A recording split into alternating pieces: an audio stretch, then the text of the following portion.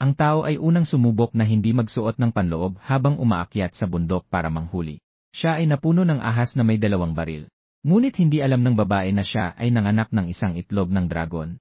Habang iniisip ng babae kung paano ipapaliwanag ang kanyang sitwasyon sa ahas, hindi niya akalain na ang ahas ay bahagyang ngumiti lamang. At hindi siya sinisi. Sa katunayan, siya ay isang malaking tao mula sa lahi ng dragon. Lumabas siya upang maghanap ng asawang dragon. Lahat ng ito ay dahil sa babae na lumabas upang manghuli. Nakatagpo siya ng isang napakalaking python. Mayroon lamang isang lakas ng loob. At iyon ay tumakbo ng mabilis. Ngunit hindi alam, nang makita ng dragon ang kanyang unang tingin, siya ay nahulog. Ang ganda ng kanyang karisma. Ang unang pakiramdam ay nagsabi sa kanya. Ito na ang kanyang hinahanap na kapareha. At ang dahilan kung bakit siya nagkunwaring ahas, ay dahil walang dragon sa lugar na ito. At nag-aalay sa Diyos. Sa oras na ito, ang dragon ay dumarating mula sa puno. Sa isang iglap, siya ay naging isang napakaastig na lalaki. At pagkatapos ay bumiti at iniabot ang kamay, wala ka bang masama? Nang makabawi si Jiang Yu, gumamit ng reaksyon upang makalabas. Agad siyang lumingon at tumakas. May mga patakaran ang silangang gubat. Hindi maaaring kumain ng kapwa beastman. Ngunit ang mga ligaw na beastman ay hindi sumusunod sa mga alituntunin. Sino ang nakakaalam kung ang ahas na beastman na ito ay ligaw? Ngunit hindi alam ni Jiang Yu na pagbalik niya sa tribo. Nakita ang ama at ang pinuno na si Wolfda na nagtatalo. Ang kanyang ama na si Jiang Fei ay sumigaw kay Wolfda. Paano ako nagkapinsala sa aking binti? Alam na alam mo sa loob-loob mo.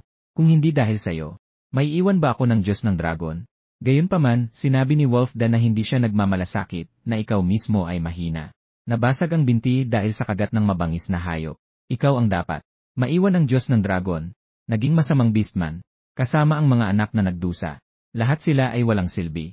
Sinabi na maaari ako. Ngunit hindi maaaring murahin ang aking anak na babae. Si Jiang Fei ay sumugod at nakipaglaban kay Wolfda. Agad na humarap si Jiang Yu at hinila si Jiang Fei. Huwag kang magpadalos-dalos. May sugat pa ang iyong binti. Ano bang nangyari sa ina? Bakit muling nakipagaway si Kansalider? Hinawakan ni Ku si Chu. Hinawakan ni Yu si Jiang. Lumiko at tinanong ang kanyang ina sa tabi. Kinuha ni muli ang malaking bituka ng baboy sa kanyang kamay. Halos umiyak sa galit. Ang iyong ama ay palaging nagdadala ng maraming hayop tuwing araw ng pangangaso. Siya ay nagbigay pa sa atin ng mga tira-tira. Nang marinig ito, agad na nagalit si Jiang Yu at nagtanong. Bakit mo lang binibigyan ng mga tira-tira ang aking ama? Siya ay isang mandirigma ng tribo. Itinuro ni Wolf ang bungal na paa at nagsabi. Hindi ba siya dapat magbigay ng mga tira-tira? Ang mga deformed na orsi na iniwan ng Dragon God. Sa ibang tribo, matagal na silang pinalayas. Mabait ang aming tribo. Pinapangalagaan ko kayong tatlo. Si Jiang Yu ay natawa sa galit. Sa bawat araw ng pangangaso sa tribo, halos kalahati ng mga hayop ay nahuli ng aking ama. Hindi labis na sabihin na ang aking ama ang nag-aalaga sa tribo. Tumawa si Wolf na parang may pangaasar. Iyon ay noon. Pero kung gusto mong kumain ng karne, hindi naman ito imposible. Makipag-ugnayan ka sa akin. Maaari kong ipagkaloob sa inyo ang isang piraso ng karne. Kasosyo at anak na babae. Ito ay ang baluktot na kaliskis ng basura. Hindi alintana ang kanyang sugat sa binti, tumayo siya. Nakatayo sa harap ni Jiang Yu. Nilaglag si Wolf ng isang beses. Hindi ka rin naman naghihi para tingnan ang sarili mo. Ano bang klaseng bagay ito? Ang masamang tingin ni Wolf ay tumingin kay Jiang Yu. Gusto ko siyang matulog ngayon. Kung ayaw ninyo, kailangan din niyang makipag-isa sa akin. Lumapit si Wolf at hinila si Jiang Yu. Biglang nagalit si Jiang Fei. Hindi alintana ang kanyang mga sugat, tumakbo siya patungo kay Wolf. Hindi rin nagpakabog si Wolf. Nagbago rin siya sa anyong hayop at tumakbo patungo kay Jiang Fei. Ang matutulis na kuko ay biglang sumugod. Agad na naglaban ang isang leon at isang wolf. Dahil may sugat na si Jiang Fei, kaya't mabilis siyang itinaboy ni Wolf. May malalim na sugat sa leg. Matapos ang ilang pagsusumikap, hindi siya nakabangon. Unti-unting lumapit si Wolf King kay Fa. Huwag kang mag-alala, hindi ito masasayang. Ako ang bahala kay Muli at Yu. Habang tumatawa siya, itinaas niya ang kanyang pangil ng lobo upang magbigay ng isang malupit na suntok. Sa puntong ito, isang beastman ang huminto sa kanya. Isang naglalakbay na beastman ang bumalik sa pintuan ng tribo ng pinuno. May dala siyang 5,000 pound na crocodile pig. Sa narinig, biglang nagbago si Wolf King. Agad siyang bumalik sa kanyang anyong tao at nagmadaling umuwi sa tribo. Dahil sa kakulangan ng pagkain sa tribo. Nang marinig na may isang naglalakbay na beastman, na may dalang 5,000 pound na crocodile pig, si Wolf King ay naging masigasig. Maligayang pagdating, ikaw ay. Nandito ka ba upang sumali sa aming tribo? Imposible ang tumanggap ng naglalakbay na beastman. Pero ang kanyang daladalang biktima ay dapat manatili. Nang marinig ito, bahagyang itinaas ni Longjing ang kanyang kilay, sumali sa inyong tribo. Natatakot akong maiklihan ang buhay niyo. Nagrolling eyes si Wolf at nagtanong, anong antas ng halimaw ka? Ang pagsali ay makakapagpahaba pa sa buhay namin. Ano ang dahilan ng pagpunta mo dito? Tumingin si Longjing sa loob ng tribo at nagsalita. Nagustuhan ko ang isang babaeng miyembro ng inyong tribo. Nang marinig ang tungkol sa kasal, tumawa si Wolf na parang bulaklak, sige, sige. Pagkatapos ay tumingin siya sa katabing halimaw. Tawagin ang lahat ng mga solong babae sa tribo.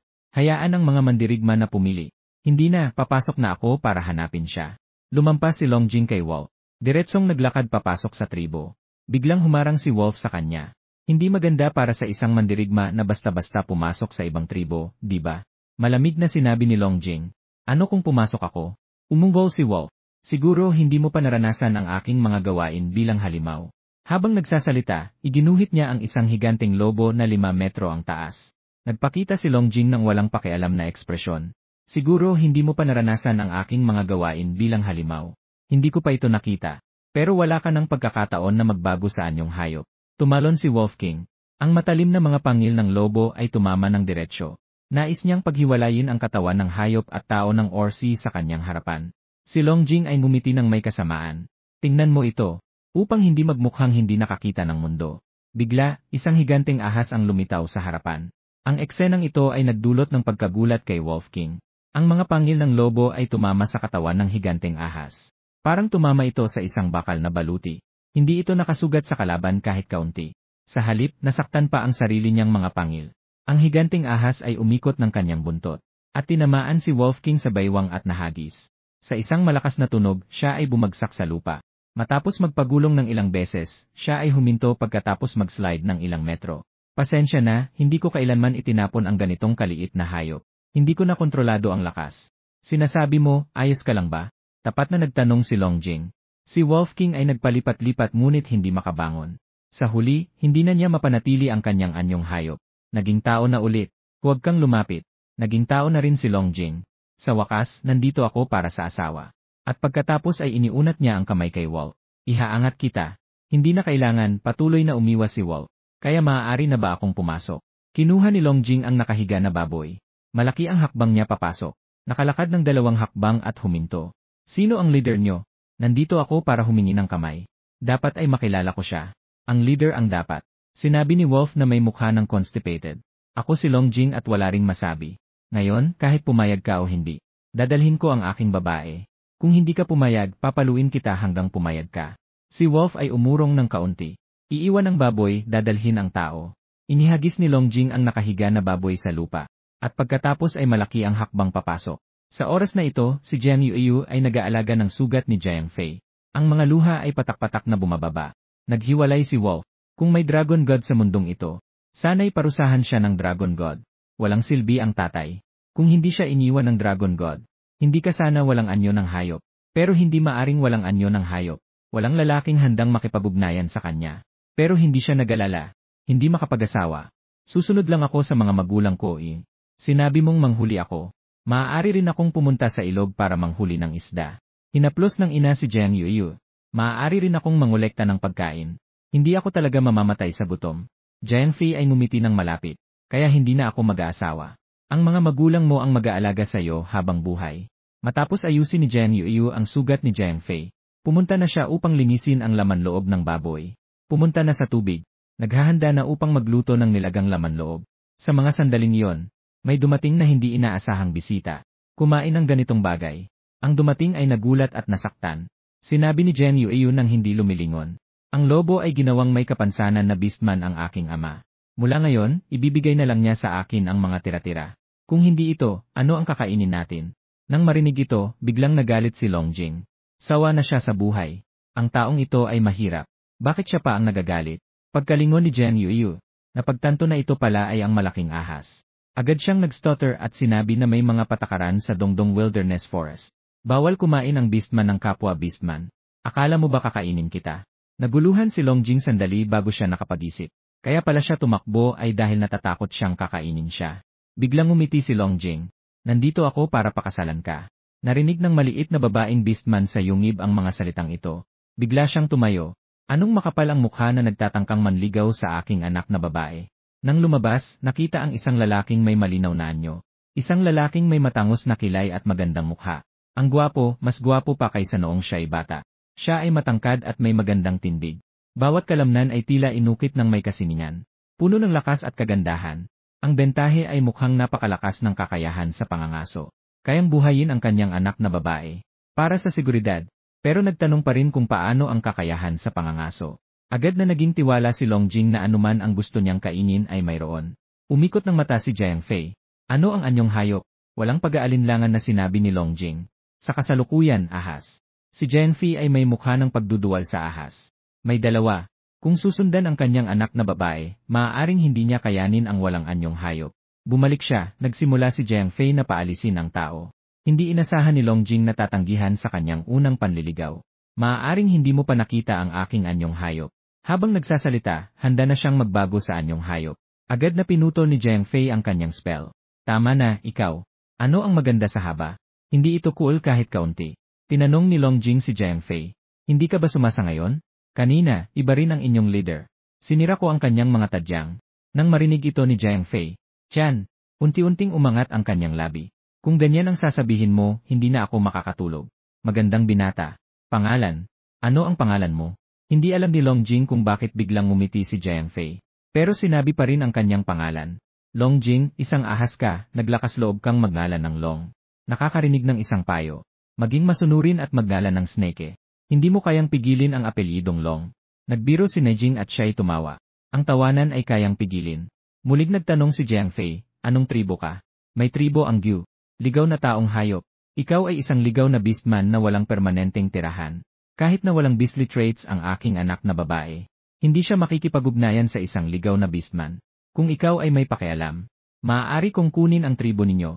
Hindi marami ang pagkain, kaya't hindi na kita hihintayin para kumain. Hindi na rin makinig si Jiang Yuyu. Ang beast form ay isang malaking ahas. Akala ko siya ay napakaastig. Naisip ng Gu na siya ay isang middle school na ghost fireboy. Puno ng walang katotohanan ang kanyang sinasabi. Si Longjing ay tila nag-iisip. Sandali. Pagkatapos ay lumingon at umalis. Pero pagkatapos ng ilang sandali ay bumalik. At may dala pang 5,000 kilong buwaya. Si Longjing ay inihagis ang buwaya sa lupa na may malakas na tunog. Kinuha niya ang itim na kutsilyong gawa sa kanyang mga kaliskis na pananggalang. Sa loob ng 2 o 3 galaw ay nadisect at nalinis niya ang buwaya. Kaya kong alagaan ka. At ikaw ay maaari lamang maging aking babae. Si Longjing ay inalis ang pinakamagandang piraso ng karne. Ibinigay ito kay Jiang Yu para kay Yu. Si Jiang Fei ay tumingin sa napakalaking buwaya. Labis na nagulat. Ang laki-laking buwaya na ito. Ang buong pangkat ng pangangaso ay nagpunta. Hindi sigurado na kayang patayin ang ganitong ligaw na halimaw. Isang tao ang nakahula. Napakalakas, si Jiang Fei ay mabilis na humawak sa kamay ni Longjing. Takot na baka siya ay tumakas. Maninirahan ka na lang sa aming tribo. Dito mismo ay maghuhukay ako ng bagong yungib para sa inyo. Mahalaga ang haba. Nakapasa sa kakayahan sa pangangaso. Kaya hindi na tayo magugutom sa hinaharap. Ang portal na nagdadala pabalik sa Dragon Palace. Ilang taon pa bago ito mabuksan. At mabubuksan pa. Sa mga taong ito, kailangang magtagal si Longjing sa Donghuang Forest. Kaya't siya ay nag-isip ng kaunti. At siya ay pumayag. Ako na ang maghuhukay ng kuweba. Si Jiang Yuyu ay agad na nagpakita ng kawalang magawa. Hindi ba niyo dapat tanungin ang opinyon ng taong sangkot? Pumayag ba ako? Kaya't itinakda niyo na ang bagay na ito. Itay, hindi mo ba sinabi na hindi ako makakapag-asawa? Magkasama ba tayong 3 magpakailanman? Bobo, anong mga kalokohan ang sinasabi mo? Mabilis na hinila ni Jiang Fei si Jiang Yuyu patungo sa isang set. Sinabi niya ng mahina na ito ay isang sanggunian. Hindi kita kayang alagaan. Ngayon, may isang tanga na handang pakasalan ka. Huwag na tayong magatubiling gawin ito. Si Jiang Yuyu ay walang masabi at sinabi, hindi mo naman sinabi iyan kanina. At saka, siya ay isang ahas. Natatakot ako sa mga ahas, sabi ni Jiang Fei na may malalim na kahulugan. Sino ang makakapag-isip nito? Si Longjing na nakikinig sa tabi ay labis na walang magawa. Nagkunwari na siyang ahas. At hindi siya makakapagsabi na siya ay isang dragon. Baka magalit ang tao, hindi ito maganda. Lumiko si Jiang Fei at sinabi kay Longjing, hindi ka pwedeng magpakita ng mabangis na ugali sa harap ng aking anak na babae. Tumango si Nejing, may problema. Muling lumingon si Jiang Fei kay Jiang Yuyu, may tanong pa ba? Si Jiang Yuyu ay walang masabi rin. Ngayong araw, tahimik lang ako. Wala tayong pagkakaintindihan. Paano tayo makakapag-asawa ng ganito lang? Bagong dating lang ako dito, wala pang 2 buwan. Kakaumpisa ko lang makilala ang kapaligiran at mga patakaran dito. Bigla akong nagpakasal sa isang snake beastman. Medyo nahihirapan siyang tanggapin ito. Hindi ba't kayo at si Inang ay nagmamahalan din kaya kayo nagkatuluyan? Ngumiti siya. Ako, bilang iyong ama, ay nirerespeto ang kagustuhan ng mga babae. Hindi ganito ang ibang mga beastman. Ang mga lalaki ay tumitingin sa mga babae. Agad silang kinukuha at dinadala sa bahay. Nang mga oras na yon, mabilis na sinabi ni Longjing, nirerespeto ko rin ikaw. Aking maliit na babae. Hihintayin ko ang oras na handa ka nang tanggapin ako. Pero ikaw ay maaari lamang maging aking babae. Narinig ito ni Jiang Yu. Lumiko siya papasok sa yungib. Kapag ang tao ay walang masabi, naiisip niyang tumawag ng pulis. Sumunod ka. Pero hinila siya ni Jiang Fei. Ikaw, sabihin mo sa akin ang tungkol sa proseso ng pag-aalaga mo sa Wolf Boss. Anong sasabihin? Hindi ka makakagalaw dahil sa mga sugat mo. Bumalik ka at humiga. Lumapit ka, muli. Hinila ang tainga ni Jiang Fei at naglakad papasok sa yungib. Sabi ng anak na babae. Panatilihin ang kasiyahan ng katawan at isipan. Nakakatulong ito sa paggaling ng sugat. Bahagyang yumuko si Jiang Fei. Nakakabagay sa taas ni Molly. Nakangiti siyang sumunod sa kanya papasok sa yungib. Pero sa oras na nag-aasikaso si Longjing ng yungib, nakatanggap si Wolf Boss ng ulat mula sa kanyang mga tauhan. Ang takot na baboy ay talagang nasa pintuan ng bundok ni Jiang Fei sa 2 oras. Tiyak na tiyak ang kanyang sinasabi. Inanalyze din nila. Mukhang balak nilang angkinin ito. Hinaplos ni Wolf Boss ang kanyang namamagang pisngi. Nilabas ang isang bibig ng dugo upang ibalik ito. Iyan ang aking takot na buhaya. Agad. Dinala niya ang isang grupo ng mga tauhan sa kuweba ng mga patay na bangkay. Narinig ang isang ingay mula sa labas. Lumabas si Jiang Yuiyu sa yungib. Nakita ang Wolf Da na may kasamang grupo, na nakapaligid sa malaking buhaya. Sumigaw si Wolf Da at inutusan ang kanyang mga tauhan na buhatin ang malaking buhaya. Wolf Da, kung ibibigay mo sa amin ang mga tira, mapapagsabihan na kita. Ngayon, nang hihimasok ka pa sa pintuan. Mayroon pang amoy. Sa harap ng tanong ni Jiang Yuiyu, ngumiti si Wolf Da ng masama, ito ang aking biktima. Kung gusto mong kumain ng karne, dapat kang maging aking babae. Maaari kitang bigyan ng karne 1 beses sa 1 linggo. Si Jiang Yuiyu ay nagsalita ng may paghamak. Wala bang salamin o ihi? Narinig ito ni Wolf Da. Agad siyang nagalit, karangalan mo na mapansin ko. Maliban sa akin. Sino pa ang magkakagusto sa'yo na hindi marunong mangitlog? Lumiko siya at sumigaw sa kanyang mga tauhan, bakit kayo nakatulala? Bakit hindi pa kayo kumikilos? Nakikita na nilang ililipat na nila ang karne. Agad na sinabi ni Jiang Yuiyu, ang bilis mo namang makalimot. Paano mo nakuha ang mga sugat sa katawan mo? Walang takot si Wolf sa kanyang mukha, huwag mo akong takutin. Umalis na ang mga ligaw na halimaw. Kung maglakas loob kang kumuha ng kahit 1 balahibo, tatawagin ko siya. Basagin ko rin ang isa pang tadyang mo. Si Jiang Yuiyu ay sumilip sa loob ng kuweba. Nakita ni Wolf ang kilos ni Jiang Yuiyu. Naalala ang takot na dulot ng Dragon Well.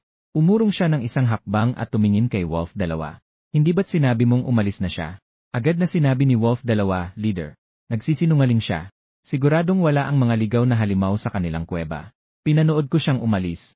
Pagkatapos mag-isip ng kaunti si Wolf, nagpa siyang magtaya. Dalhin ang takot na baboy. Ibind mo rin ang babaeng ito at dalhin sa kuweba. Isang malakas na galaw ng kamay ni Wolf. Agad na kumilos ang kanyang mga tauhan. Hindi naglakas loob si Yu na makipagbanggaan sa kanila. Umurong siya ng ilang hakbang at tumakbo papasok sa kuweba. Nakita ni Wolf Big na si Jiang Yuiyu ay tila gustong tumakas. Tumakbo siya at nais siyang yakapin. Ngunit sa sandaling ang kanyang kamay ay malapit nang humawak kay Jiang Yuiyu. Isang anino ang biglang sumulpot na parang kidlat. Isang suntok ang tumama sa mukha ni Wolf Big. Ang lakas ng impact ay nagpagulong kay Wolf Big ng ilang beses bago siya huminto. Ang aking magnetismo ay hindi kayang hawakan ng mga maruming kamay tulad mo. Si Longjing ay malamig na nakatingin kay Wolf Big. Ang kanyang mga mata ay kumikislap sa galit. Nakita ni Wolf Big ang sitwasyon at natakot na umatras. Niyakap ni Longjing si Jiang Yuiyu. Nang yumuko siya, ang galit sa kanyang mga mata ay napalitan ng lambing. Pasensya na, nahuli ako. Paumanhin, nahuli ako. Umiling si Jiang Yuiyu. Mabuti at dumating ka sa tamang oras. Narinig ni Lobo Uno ang sinabi ni Longjing. Lubos na nagulat. Ang babaeng napansin ng mandirigma ay si Jiang Yuiyu. Bakit may opinyon ka? Agad na ipinaliwanag ni Lobo Uno. Pero hindi siya pinahirapan. At siya ay nasa tamang gulang na. At wala siyang panahon ng pag-aasawa. Wala siyang silbi. Mainay ang babae. Naubos ang pasensya ni Longjing sa kanya. Isang sipa ang ibinigay niya kay Lobo Uno at siya ay naitapon. Si Jiang Fei na nakakita ng eksenang ito ay maginhawa ang pakiramdam. At lalong naging kaaya-aya si Longjing sa kanya. Nalutas ang problema kay Lobo Uno. Lumiko si Longjing at malamig na tumingin kay Lobo Dos at sa mga tauhan nito. Ituwid ang takot na baboy. Ang boses ay puno ng otoridad. Nawala na ang leader. Saan mang mga tauhan ang mga ahas na sumuway. Binitiwan ang karne at agad na umalis ng hiyang-hiya. Nang sila ay umalis na, tumingin si Jen Yueyu kay Longjing at nagsabi, "Narinig mo? Wala akong hayop na likas." Si Longjing ay may ngiti na puno ng kahulugan sa kanyang labi. Medyo magaspang ang boses. Okay lang, si Jen Yueyu ay naintriga sa kanyang mapangapi na titig. Natakot at umatras ng isang hakbang. "Natatakot ako sa ahas, hindi ko kailangan ng anyong hayop. Ang makipagtalik sa iyo ay..." Bigla namang nagulat si Jen Yueyu. 10,000 taon ang damdamin. Kung hindi ako natatakot sa ahas. Gusto pa niyang makipagtalik gamit ang buntot ng ahas. Gayunpaman, ngunit ang kagandahan ni Longjing ay tumama sa kanyang pamantayan ng kagandahan. At siya rin ay may pinaka-ideal na katawan. Ngunit ang ahas ay may dalawang panghuli. Kaya niyang tiisin ito. Ano yun? Kapag nagbago ka sa anyong tao, dalawa rin ba? Nag-isip ng mabuti. Diretsong tinanong. Hindi agad nakapag-react si Longjing. Nang makapag-react na siya, bahagyang pinikit ang kanyang mga mata. Bahagyang ngumiti. Hinawakan ang kamay. Alam mo na ba? Masaya ka ba? Si Jen Yueyu ay parang na-electrocute at binalik ang kanyang daliri. Baka may malubhang sakit. Nagdagdag si Longjing ng isang pangungusap. Simple lang, ipakilala ko ang sarili ko. Malakas ako sa gabi. Hindi lang maganda ang lakas. Kaya kong tumayo hanggang umaga. Pumikit ako ng isang beses. Sino ang nagutos sa iyo na ipakilala ang sarili mo ng ganito? Lumapit si Longjing ng 2 hakbang. Inilapit si Jen Yueyu sa pader. Isang kamay ang sumuporta sa pader. Ipinapayo ko sa iyo. Mas mabuti pang magmadali kang mahulog sa akin. Huwag mo akong pilitin na maging matigas sa iyo. Natatakot akong hindi mo kayanin. Yumuko si Jen Yueyu at umabot sa pader. Dagdagan ang mga kasabihan ng mga mapangapi. Dito ba ay mundo ng mga hayop?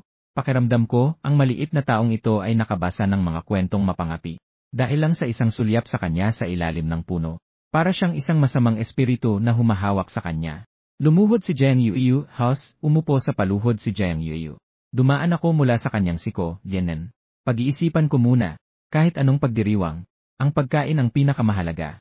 Kung may karne, sino pa ang kakain ng bituka? Kumuha si Jen Yueyu ng 2 piraso ng karne. Naghanda na siyang magluto. Nilinis ni Jen Yueyu ng maigi ang karne. Gamit ang batong kutsilyo, hiwain ito sa maliliit na piraso ng adobong karne. Pagkatapos, kinuha ang ilang patatas na ibinigay ng pari sa kanyang lolo. Ihahanda ito para sabay na lutuin sa adobong karne. Nandoon si Longjing sa tabi. Titig na titig siya sa kanya. Ang babaeng nagluluto ay si Zai Mei. Nang matapos ang pag-aaway, saka lang niya naramdaman na may hindi tama. Tumingin siya kay Longjing. Ipinahayag niya ang kanyang pagdududa. Hindi mo ba naiisip na kakaiba ang paraan ko ng pagluluto?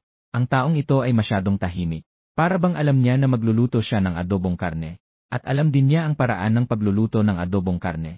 Tahimik na nakatingin. Parang isang tagamasid. Tumango si Wu. Siguradong may dahilan ka sa ginagawa mo. Ang amoy ng karne ay umaabot sa ilong. Isang alon ng masarap na amoy. Mula sa bunganga ng kuweba sa Jiangfei, umuusad papasok sa nayon. Hindi pa nakatikim ng adobong karne ang mga orsi. At hindi pa sila nakakaamoy ng ganitong kaamoy na karne. Isa-isa silang umunat ng kanilang mga lieg at humihingal. Ang bango, ano bang amoy ito? Bakit ang bango nito? Para bang galing sa yungib ni Jiangfei ang lobo. Naamoy din ito ng kalikasan. Tiyak na amoy ito ng takot na baboy. Hindi nila mahuli ang takot na baboy. At wala silang natikman na karne nito. Natural na isipin, na ang amoy na ito ay amoy ng takot na baboy. Ang masamang baboy ay ganito kaamoy.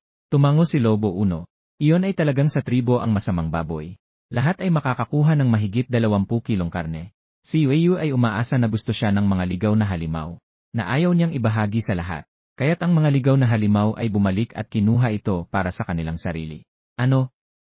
Bakit siya ganito kasarili? Ang kanyang ama ay isang malas na halimaw. Wala nang sinuman sa tribo ang nagalit sa kanya. Pinayagan pa silang manatili sa tribo. Ang dot ng babae ay talagang para sa tribo. Naisip niyang kunin ito para sa kanyang sarili. Pumunta tayo at kunin ito pabalik. Isang halimaw ang nagudyok sa iba. Isang grupo ang nagmadaling pumunta sa yungib ng mga patay. Hindi nagtagal at dumating ang maraming tao sa paligid ng nakakatakot na baboy. Nagsimula silang mag-usap ng may kasiyahan. Gaano karaming litsong karne ang dapat ipamahagi sa bawat isa? Nakaluto na. Si Jen Yueyu ay pumunta upang tawagin si Jiangfei at Molly para kumain. Lumabas mula sa bundok, at nakita ang eksenang ito sa harapan. Si Jen Yueyu ay nagsalita upang putulin ang usapan ng lahat. Ito ay hindi pag-aari ng tribo. Hindi ito ipapamahagi sa inyo. Agad na umalis sa aking tahanan sa bundok. Nang marinig ito ng lahat, nagulat sila. Ang karne na nasa bibig ay tiyak na hindi na maibabalik. Ang bahagi na nakuha ay tiyak na hindi na maibabalik. Isang itim ang balat na ginang na nasa gitnang edad ang tumayo. Para bang nagbigay ng aral ang nakatatanda sa nakababata. Yue, ito ang iyong hindi dapat kalimutan. Ang laki ng nakakatakot na baboy na ito. Hindi kayang ubusin ng inyong pamilya ito. Hindi ba dapat ay magbigay kayo sa amin? Isa ka rin sa tribo. Paano ka naman magkakaroon ng hiya na kumain ng mag-isa? Ang tribo ang nag-aalaga sa inyong pamilya. Nagbibigay ako sa inyo ng isang ligtas na yungib na matitirahan. Kailangan mong magpasalamat. Ang daming karne. Dapat tayong magbahagi ng kaunti. Para sa mga tiyuhin at tiyahin na nagalaga sa inyo. Ang lahat ay nag-uusap ng sabay-sabay. Kaya't itinali nila si Jiang Yueyu sa mataas na moral na posisyon. Nang marinig ito ni Longjing, siya ay ngumiti. Siya ang inalagaan ninyo. O noong siya ay pinagtitripan ng pinuno. Sino sa inyo ang tumulong sa kanya? Palagi na lang kayong nag-uusap tungkol sa moral na panghihimasok. Kung gusto niyong kumain ng karne, tinanong niyo ba ang aking kamao? Isang itim na balat na babae ang nagsabi. Dinala mo siya sa aming tribo. Kaya't kanya na ito. Bahagyang nagalit si Longjing. Binibigyan ba kita ng mukha? Ang itim na babae ay tumingin kay Jiang Yueyu. Patay na ang aking lalaki. May dalawa pa akong anak na kailangan alagaan. Hindi ka naman makakapanganak. Ang pagkain ng ganitong karaming karne ay sayang. Mas mabuti pang ibigay ito sa mga nangangailangan. Hindi pa nagsasalita si Jiang Yueyu. Narinig na lang ni Longjing na sinabi, talaga namang kawili-wili ka. Ikaw ba ay naging biyuda dahil sa kanya? Kailangan kitang alagaan bilang bata. Biyuda Jiang, nagtimpi. Napatawa siya ng malakas. Si Zuiti ay lihim na nagbigay ng thumbs up sa kanya. Nagalit ang biyuda at nagtanong kung bakit nandyan ka palagi. Itinuro ni Longjing ang hindi kalayuan. Nakita ang damit. Nakakita ng balat ng bundok. Doon na ako titira mula ngayon. Lumalaki na ang taa. Narinig ito ng biyuda. Pumayag ba kami na sumali ka sa aming tribo? Maghukay ka ng kuweba sa aming tribo. Nagkataon lang, di ba? Sakto lang sa lupa ng inyong tribo. Nasa loob. Hinaplos ni Longjing ang kanyang baba. May mukha ng kayabangan. May mukha ng kayabangan na nagkakasundo. Ang biyuda ay nagalit at naipit ang sama ng loob. Hindi makaakyat at hindi rin makababa. Iniliko ang ulo patungo kay Jiang Yueyu. Tinalikuran kayong lahat ng Diyos ng Dragon. At ganito pa ang trato niyo sa amin. Hindi ba kayo natatakot na parusahan kayo ng Diyos ng Dragon? Nagtawanan si Longjing. Sino ang nagsabing tinalikuran sila ng Diyos ng Dragon? Mahal sila ng Diyos ng Dragon. Itinuro ng biyuda ang pilay na binti ni Jiang Fei. Napilay na ang kanyang mga binti. Hindi na maganda ang kanyang kalagayan. Ito ba ay hindi ang pagtalikod sa kanya ng Diyos ng Dragon? At wala pa siyang anyong hayop. Wala pa siyang panahon ng pag-aasawa. Paano siya mamahalin ng Diyos ng Dragon? Ito ang parusa ng Diyos ng Dragon sa kanya. Magsalita ka pa ng kalokohan. Hindi siya mahal ng Diyos ng Dragon. Pagsasabihan kita. Nagalit na si Longjing. Si Jiang Yueyu sa tabi ay napangiti. Ito ang mahalagang bahagi. Ito ba ang mahalaga? Ang Diyos ng Dragon ay pananampalataya ng mga hayop. Nandito ka at pinipilit ang pag-ibig. At sino ang dapat mahalin ng Diyos ng Dragon? Ikaw ang may kapangyarihan. Ang biyuda ay halos isang buwan nang hindi kumakain. Kahit na ang pangkat ng mga ngaso ay bumabalik.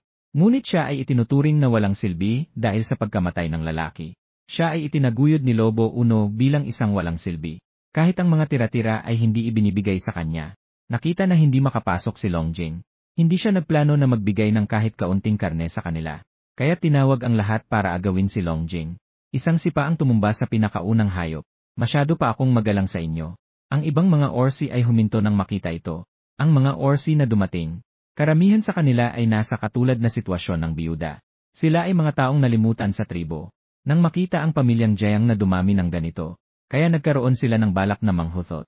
Ito ay isang nakatayo sa itaas. Hindi siya nagsalita, at hindi rin siya nagambisyon na agawin ang karne. Isang mahina, isang payat na lalaking orsi ang tumayo at nagbigay ng payo. Sige na, hindi rin sila madali. Kung ayaw nilang ibigay sa atin, ayos lang. Tara na, umalis na tayo. Kung ayaw mo, umalis ka na. Anong pinapanggap mo dito? Nakuha na natin. Huwag kang lumapit. Nagmura ang biyuda at pinukaw ang lahat. Isa lang siyang palaboy na orsi. Kung may lakas ng loob na saktan kami, parurusahan siya ng Diyos ng Dragon. Ang iba ay nahikayat, at sabay-sabay nilang kinuha ang mga piraso ng masamang baboy. Naghahanda na silang dalhin. Nag-isip ng malalim sandali si Longjing. Napaisip ako, talagang napakabait ko. Kaya't akalan niyo ako'y madaling kausap. Hindi pa natatapos ang kanyang sinasabi. Isang makapal na buntot ang humampas sa hangin. Ihampas ang lahat ng nagnanakaw ng karne. At muling inikot ang buntot. Lahat ay nahampas at naitapon. Parang mga bulaklak na inihasik ng Diyosa ang nahulog sa ilalim ng plaza. Walang natira na hindi nahahanap. Wala pang oras para sa mga bakanteng upuan. Ang mga orsi na nagmamadaling kumuha ng karne ay natakot at nagsipagtakbuhan. Sa oras na ito, isang matandang may puting balbas ang nakasandal sa tungkod. Nang nanginginig ay lumapit siya dito. Tigil na, sigaw ni Jiang Yueyu habang lumilingon. Lolo, paano ka nandito? Narinig ang pagdating ng pari. Nagulat si Jiang Fei. Agad na pinigilan si Long Jing ang manugang. Huwag na kayong makipagaway. Ang tawag na manugang ni ay nagpasaya kay Long Jing. Tumigil si Xiaoyuan. Bakit ka nakikipagsabuatan sa mga dayuhan laban sa ating mga kababayan? Tinitigan ng pari si Jiang Fei na puno ng sakit. Ito ang kanyang paboritong anak. Paano ito naging ganito ngayon? Tumutol si Jiang Fei sa pari. Ang matagal ay hindi permanente. Ito ang aking manugang. Labis na nagulat ang pari nang marinig na ikinasal na si Yueyu. Ito ay magandang balita. Gayunpaman, bakit kailangan pang saktan ang mga kababayan? Dumating sila upang agawin ang dote ng aking anak na babae. Ang aking manugang ay nagpipigil lamang sa kanila na manakit. Tumuro si Jiang Fei patungo sa direksyon ng masamang baboy. Nakakuha na ng kaalaman ang pari. Hindi pa natutuloy ang kasal na ito. Ang grupong ito ay dumating upang mga bala. Tinignan ng pari si Long Jing mula ulo hanggang paa. Magandang lalaki. Hinawakan si Jiang Yueyu at bumulong, hindi ka pa rin sumasa ngayon? Nakatagpo ng isang bulag. Huwag na tayong mamili. Hindi naghihintay ng sagot. Lumiko at nagalit sa lahat, si Yueyu ay mahirap na ikinasal. Kayo'y naglakas loob na mga bala. Sinira ninyo ang kasal na ito. Lahat kayo ay umalis sa tribo. Nang marinig ng lahat ang pari, nagalit sila. Ang lahat ay nakayuko at nagkunwaring hindi nakikinig. Walang sinuman ang naglakas loob na tumutol. Magaling ang paring ito. Pinatpat ni Long Jing ang balikat ng pari, may mata ka. Nang makita si Jiang Fei, agad siyang hinila. Dahan-dahan, ang pari ay makakapag-usap sa Diyos ng Dragon. Nasaktan ang kanyang katawan. Kapag nagalit ang Diyos ng Dragon, magdadala siya ng parusa mula sa langit. Si Long Jing ay naguguluhan at tumingin sa iba. Lumiko siya at tinanong si Jiang Fei kung kailan nangyari iyon. Sigurado siyang hindi siya nakipag-usap sa taong ito. Narinig ng pari ang kanilang pag-uusap.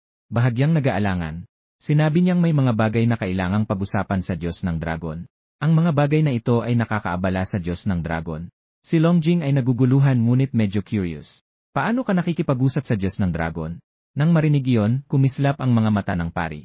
Hinawakan ang kamay ni Long Jing, interesado ka ba sa pari? Ituturo ko sa iyo kung paano makipag-usap sa Diyos ng Dragon. Pumunta ka sa aming tribo at maging pari. At hindi interesado ang alimango na halimaw. Hindi siya mahilig sa pagsasalita sa sarili. Medyo nadismaya ang pari. Sayang naman talaga. Mukhang matalino ang batang ito. Anong amoy ito? Humigop ang pari at sinimulang amuyin. Ang bango, parang lechon na ginawa ng masamang baboy. Tumingin si Jiang Yueyu sa tabi sa palayok na bato. Anong hayop ang lechon? Hindi naintindihan ng pari. At may mga hayop na hindi niya kilala. Sinundan ng pari ang tingin ni Jiang Yueyu. Tumingin siya sa tabi sa palayok na bato.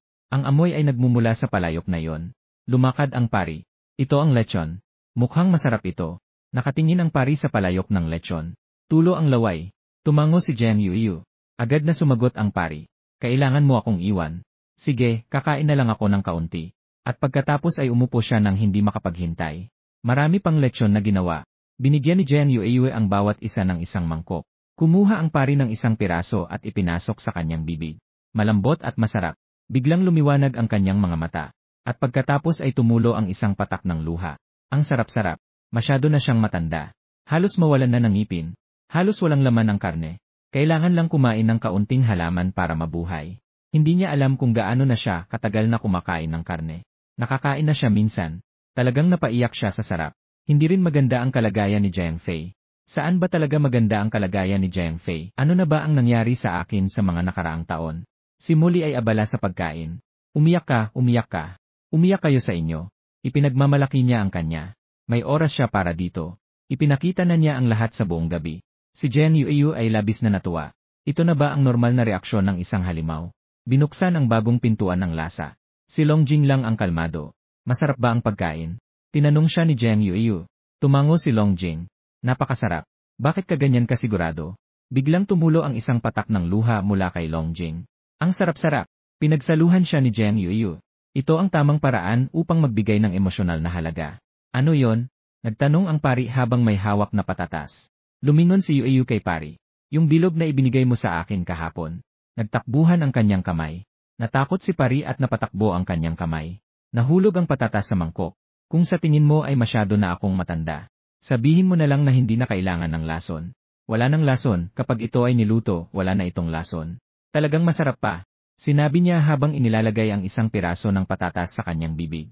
Ang pari ay nag-aalinlangan. Kumain siya ng isang piraso. Muli siyang nagniningning ang mga mata. Malambot at malagkit. Napakasarap at matamis. Nang busog na ang pari at umuwi na siya, tinanong ni Jiang Fei si Long Jing kung maaari bang bigyan ng kaunti para sa pari. Sinabi ni Long Jing na para sa inyo ito. Gawin mo ang gusto mo. Nagbigay si Jiang Fei ng isang piraso na may taba at laman. Ang karne na mas maraming taba ay ibinigay sa pari. Tinuruan siya ni Jiang Yuyu kung paano gumawa ng braised pork, at binigyan siya ng ilang pampalasa. Marami pang natitirang karne. Mainit ang panahon. Kung hindi ito mauubos, maaaring magkasakit. Gayunpaman, kailangan niyang kusang ibahagi ito sa mga tao ng tribo. Sa mga nakaraang taon, dahil sa kanyang pinsala sa binti, patuloy siyang pinabuli ni Lobo Uno.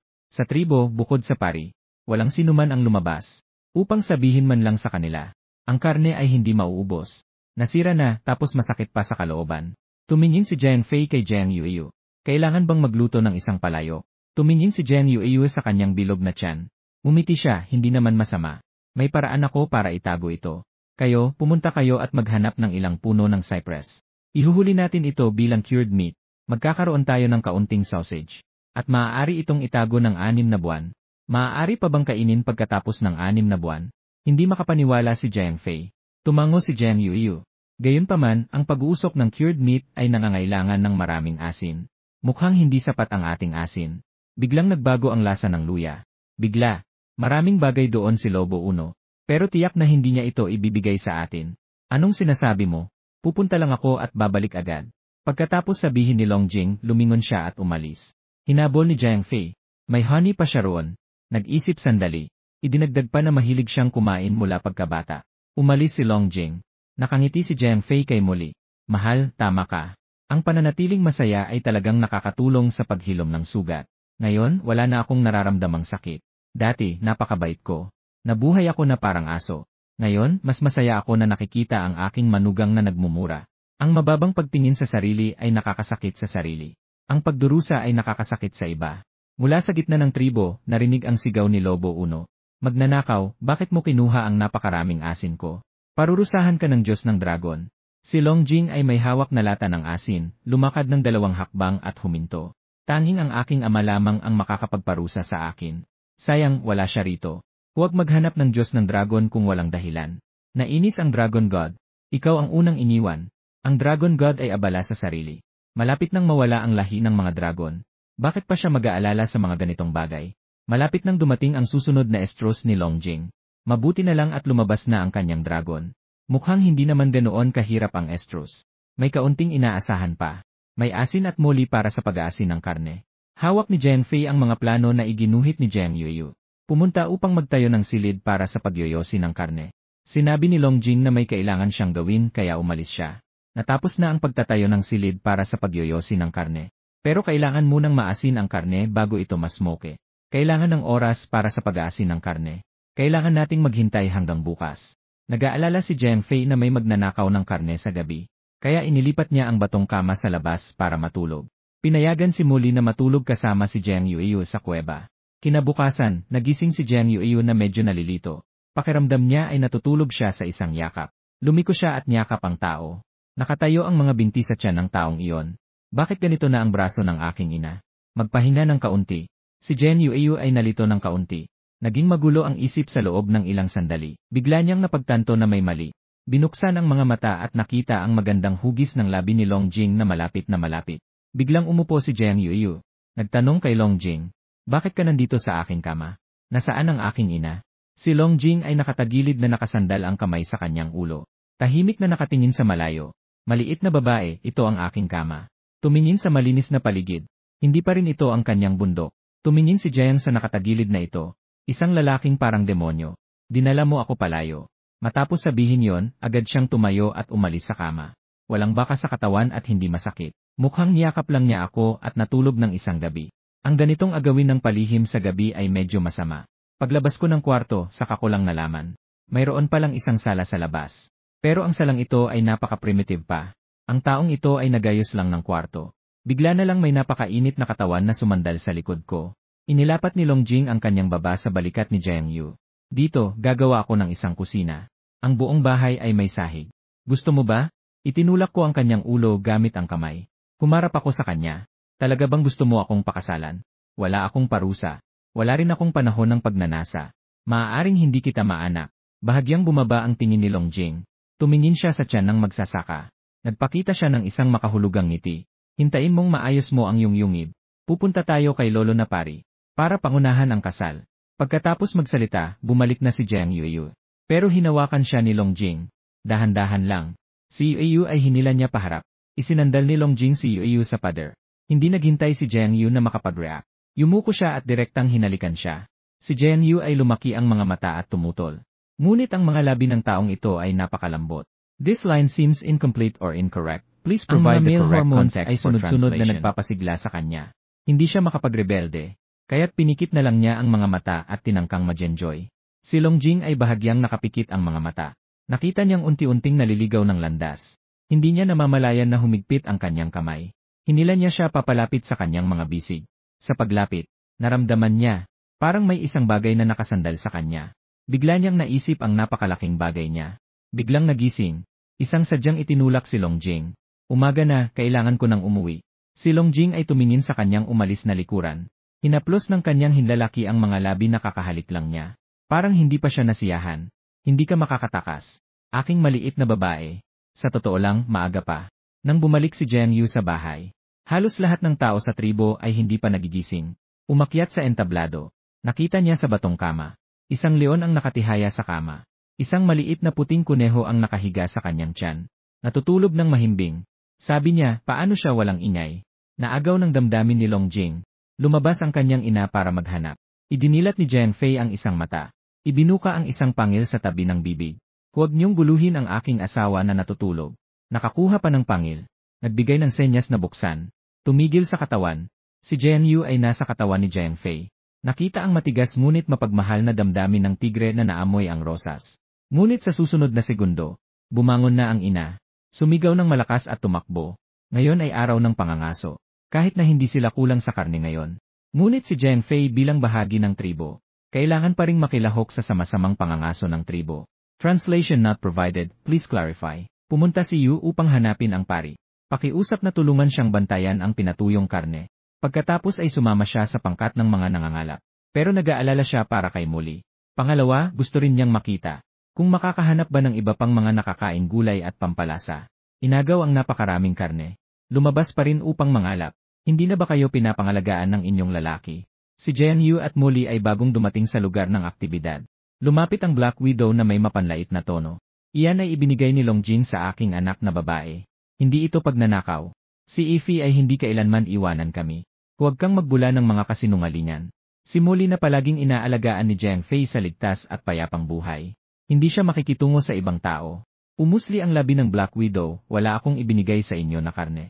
Hindi pa pinapayagan na magsalita. Nagpakawala ng malamig na tawa si Jiang Yueyu. Si Jiang Yu ay ngumiti ng malamig. Una, iyon ay ang handog ni Longjing sa akin. Hindi naman ako anak mo. Bakit ko ibibigay sa'yo? Pangalawa, siraan mo ako. Iyan ay siraan ang biyenan ni Longjing. Ako'y mahilig magsumbong. Naalala ng itim na balabal ang nangyari kahapon. Ang nakakatakot na anyo ni Longjing. Hindi may iwasang tumaas ang takot sa kanyang puso. Kaya't siya'y kumagat sa kanyang panga. Lumiko siya at mabilis na umalis nang hindi lumilingon. Kahit na si Jiang Yu ay nakapunta na sa gubat ng maraming beses. Ngunit sa bawat pagkakataon, hindi niya maiiwasang humanga. Napakaganda dito. Nakakita siya ng isang halaman na katulad ng lechugas. Mas malaki pa ang repolyo kaysa dito. Mukhang katulad dito ng lechugas. Kinuha niya ang isang malambot na dahon at isinubo. Mas matamis ang lechugas. Ito ay nakakain. Inay, maaari bang kumuha tayo ng ilan? Huwag kumain ng hindi kilala. Dalhin ito pabalik para ipakita sa pari. Sinabi ng pari na maaari itong kainin. Babalik tayo para mangani muli. Napansin ni Muli na si Jiang Yueyu ay naglalagay ng dahon sa kanyang bibig. Hindi na siya makapagpigil. Natikman niya, nakakain at nakakuha na si Jiang Yueyu ng ilang piraso. Nang sila ay nag-aalis ng lechugas, ang grupo ng mga nangangalap ay umalis na at lumayo sa kanila. Agad na hinila ni Jiang Yueyu si Muli para makahabol.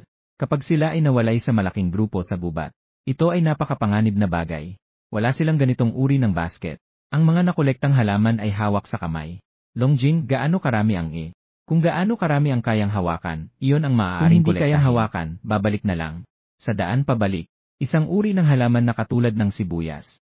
Ang mga dahon ng sibuyas ay nagsimula ng matuyo at maging dilaw. Umangat si Yueyu ng isa. Talagang may ulo. Napangiti si Jiang Yuyu. Tumingin si Molly sa lumalayong malaking tribo. Nagmadali at sinabi, mahal. Mabilis, umalis na tayo. Inay, ikaw na ang mauna sa malaking grupo. Kukuha lang ako ng ilang sibuyas at susundan kita pabalik. Kilala ni Jiang Yuyu si Molly. Paano niya maiiwan ang sarili niyang bumalik? Bumalik siya at nagalis kasama si Jiang Yuyu. Kumuha ng dalawa at tanungin ang pari, ayos na yon. Tiyak na nakakain ito. Balikan natin at bunutin ito. Tiyak na ito ang malaking tahimik. Siguradong nakakain ito. Pagbalik ko, gagawan kita ng masarap. Sa oras ng pagbunot ng bawang, hindi na makita ang anyo ng pangkat ng pagkuha. Inalis ni Jiang Yuyu ang dumi sa bawang. Hinila niya ang isang piraso ng balat ng puno. Ibuod ang bawang sa dalawang bunton. Gumawa ng isang patpat mula sa puno. Isuot ang isang bunton sa isang dulo. Bitbitin ang lettuce at ipapasa kay Molly. Bilisan natin. Unang pagkakataon ni Molly na lumabas para mangolekta. Natural lang na medyo natatakot. Nang nasa kalagitnaan na kami, biglang huminto si May. Inilabas ang kamay para pigilan si Molly. May amoy ng dugo. Nagtago ang dalawa sa likod ng puno at umupo. Bahagyang nanginginig si Molly. Pinipigilan ang sarili na huwag umiyak sa takot. Dahan-dahang nagtago sa likod ni Jiang Yuyu. Inay, magtago ka dito ng maayos. Bilisan mong tingnan. Kung may maliman, ikaw ay magiging parusa. Agad na tumakbo, hinila ni Molly si Jiang Yuyu na malapit nang lumabas. Pumunta ang ina para tingnan. Magtago ka ng mabuti, ina. May mga hayop na mabilis tumakbo. Kung sakaling may mangyaring masama kay Molly, tiyak na wasak walang silbi na rin si Jiang Fei. Pero si Molly, siguradong hindi niya papayagang mag-isa siyang pumunta sa harap para tingnan. Medyo nagisip si Yu. Nagpa siya ang dalawa na dahan-dahang umatras. Kung makakatakas, tumakas. Kung hindi makakatakas, lumaban ng todo. May narinig na mahinang tunog mula sa likuran. Mayroong isang bagay na umapak sa mga damo. Tunog na mabilis na papalapit. Si Jiang Yuyu at Molly ay tumatakbo ng mas mabilis. Nang ang dalawa ay pagod na pagod sa pagtakbo, narinig ang isang tinig mula sa likuran na nagsasabing Molly. Sabay na lumingon si Molly at Jiang Yuyu. Nakita si Jiang Fei na nakatayo sa likuran. Nakatingin sa kanila na puno ng dugo. Si Molly ay biglang tinakpan ng ibang takot. Napakalaking bagay. Mabilis na tumakbo patungo kay Jiang Fei. Mabilis ding tumakbo si Jiang Yuyu palapit. Fei, anong nangyari sa'yo? Nasugatan ka ba? Nang lumapit si Molly, nagbalik siya sa anyong tao. Hawakan si Jiang Fei. Ang mga luha ay patak na patak. Gusto ni Jiang Fei na punasan ang kanyang mga luha. Ngunit hindi niya magawa. Wala akong masama, ito ay kagustuhan ng lobo. Nabitawan siya ng isang binti ng mabangis na hayop. Ang sapatos na ito ay kanya rin. Dito lang napansin ni Jiang Yuyu. Si Jiang Fei ay may dalang isang taong malapit ng mamatay. Ang kanyang kaliwang binti mula sa tuhod ay buong nabitawan at nilamon ng mabangis na hayop. May ilang sugat din siya sa katawan. Nang makita nilang na nawalan siya ng isang binti, tiyak na mamamatay siya. Kahit na sa kabutihang palad ay makaligtas. Kailangan ng higit sa 6 na buwan para gumaling. Hindi na siya makakasali sa pangangaso. Kaya't nagpa siya silang huwag alagaan siya. Hayaan na lang siyang kainin ng mabangis na hayop. Si Jiang Fei ay nagsikap na agawin siya mula sa halimaw. Binuhat siya at tumakbo patungo sa nayon. Naghahanap ng pari para iligtas siya. Tumingin si Yuyu sa sugat ni Langyi. Pinapabilis si Jiang Fei na ibaba siya. Kung hindi siya mapapahinto sa pagdurugo, mamamatay na siya. Hindi na siya makakapagtagal hanggang makabalik sa nayon. Mamamatay na siya. Sa daan, ibinaba ni Jiang Fei siya. Pero hindi niya alam kung paano itigil ang pagdurugo. Nakatitig na walang magawa. Nakatingin kay Jiang at kay Fei. Si Yuyu ay nagbalat ng isang piraso ng balat ng puno. Ibinuhol ito sa sugat ng paa ni Langyi. Itay, bantayan mo siya. Huwag siyang hayaang makatulog. Pupunta ako para maghanap ng mga halamang gamot na pampahinto ng pagdurugo. Agad akong babalik. Kanina, habang tumatakbo, nakakita siya ng halamang gamot na pampahinto ng pagdurugo. Mabilis na tumakas upang iligtas ang buhay. Wala siyang oras para anihin ito. Hindi niya inasahan na kakailanganin niya ito agad. Si Yuyu ay dinurog ang halamang gamot. Ipinahid ito sa sugat ni Langyi. Masyadong mabilis ang pagdaloy ng dugo. Bago pa man siya makapagpahinto ng pagdurugo, nawasak na ang gamot. Kinailangan Yuyu na dagdagan ang dami ng gamot at ipagpatuloy ang pagpahid. Habang nagbibilang, sa kanyang isip, nagdarasal siyang huminto ang pagdurugo nang bigla. Ang mga daliri niya na naglalagay ng gamot ay naglabas ng malambot na liwanag. Sa bawat lugar na dinaanan ng liwanag, ang mga sugat sa balat ay mabilis na gumagaling sa nakikitang bilis.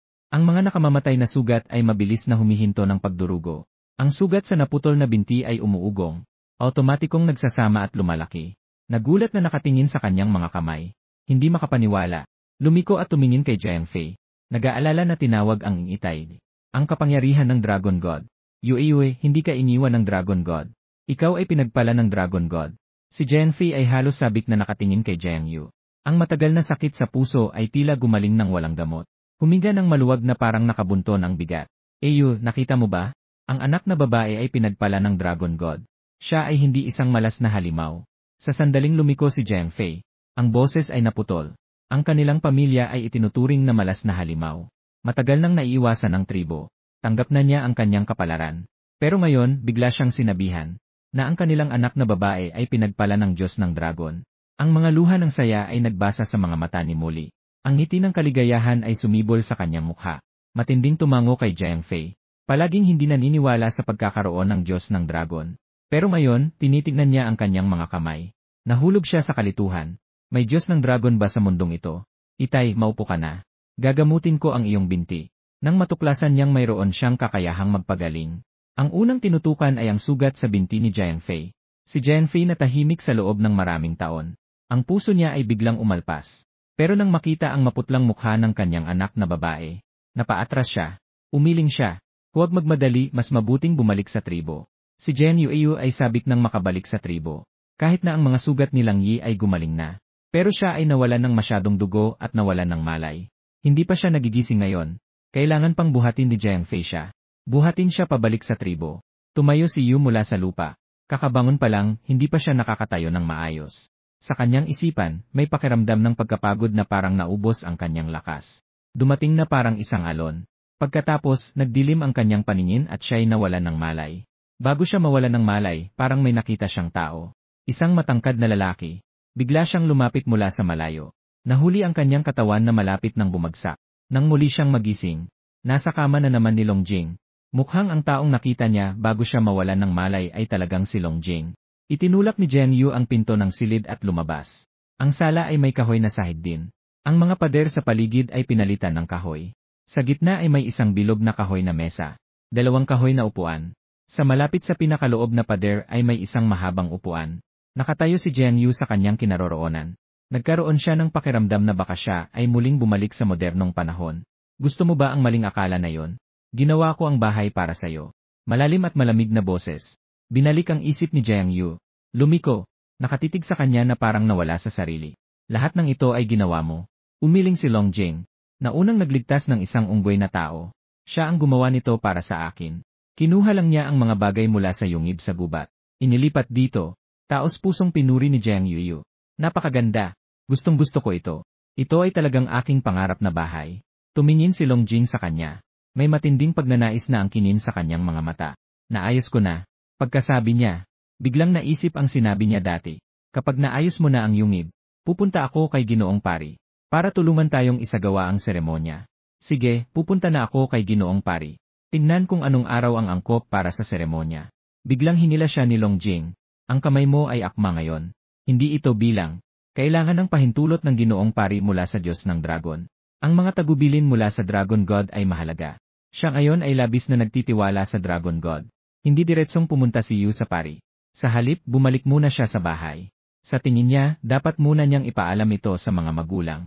Hindi niya maiiwasang sabihin na siya ay mag-aasawa na. Dapat ay mas maaga pang malaman ito ng pari kaysa sa kanyang mga magulang. Nang siya ay umabot sa gilid ng balkonahe, narinig niya ang sunod-sunod na hikbi. Mabilis na lumapit si Jiang Yu. Nakita niya lang ang bungad ng yungib.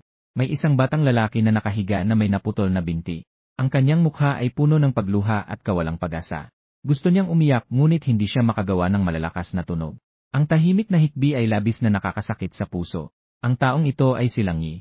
Si Lang Yi ay hindi gaanong matanda. Mukha siyang 17 o 18 taong gulang. Kung isipin, siya ay mas bata ng 1 o 2 taon kay Jiang Yu. Lumapit si Jiang Yu at umupo. Maingat niyang tinanong kung masakit ba ang kanyang sugat. Nang mga oras na yon, lumapit si Molly. Hinila siya sa isang tabi. Huminga siya ng malalim at sinabi na kinuha ni Langda ang kanyang kuweba. Pinapunta siya ni Langda sa kolektibong yungib. Sa ganitong estado niya, pupunta siya sa kolektibong yungib. Walang sinuman ang mag-aalaga sa kanya. Hindi matiis ni Jiang Yu na makita siyang nag-iisa at walang tulong. Kaya't dinala siya pabalik. Si Lang Yi ay nag-iisang anak ng kanyang kaibigan. Nang silang ay isa-isa 0 taong gulang, ang kanyang kaibigan ay napatay ng isang mabangis na hayop sa isang pangangaso. Ang kanyang babae. Pagkalipas ng ilang panahon, siya ay nag-asawa muli sa ibang tribo. Walang katumbas na pagsasalin. Sa edad na 1-0, ang ibang mga bata ay nag-aakyat ng isda sa ilog. Nang nagukit ng bulete sa lupa, si Lang Yi ay nag-iisa nang sumali sa pangkat ng mga mangangaso. Sa edad na 15, siya ay naging mandirigma ng tribo. Nakakuha siya ng sariling yungib. Sa magandang edad. Ngunit sa pangangaso na ito, siya ay nagdala ng kapahamakan sa kanyang ama. Ngayon, walang nakuha ang pangkat ng mga mangangaso. Nakakuha lamang sila ng isang maliit na bundok. Huminto si Molly ng saglit. Tumingin siya kay Lang Yi. May nakasabit na maliit na piraso ng bituka sa pader sa tabi. Binawasan ni Lang Da ang kanyang bahagi. Kaya't binigyan siya ng isang maliit na piraso ng bituka.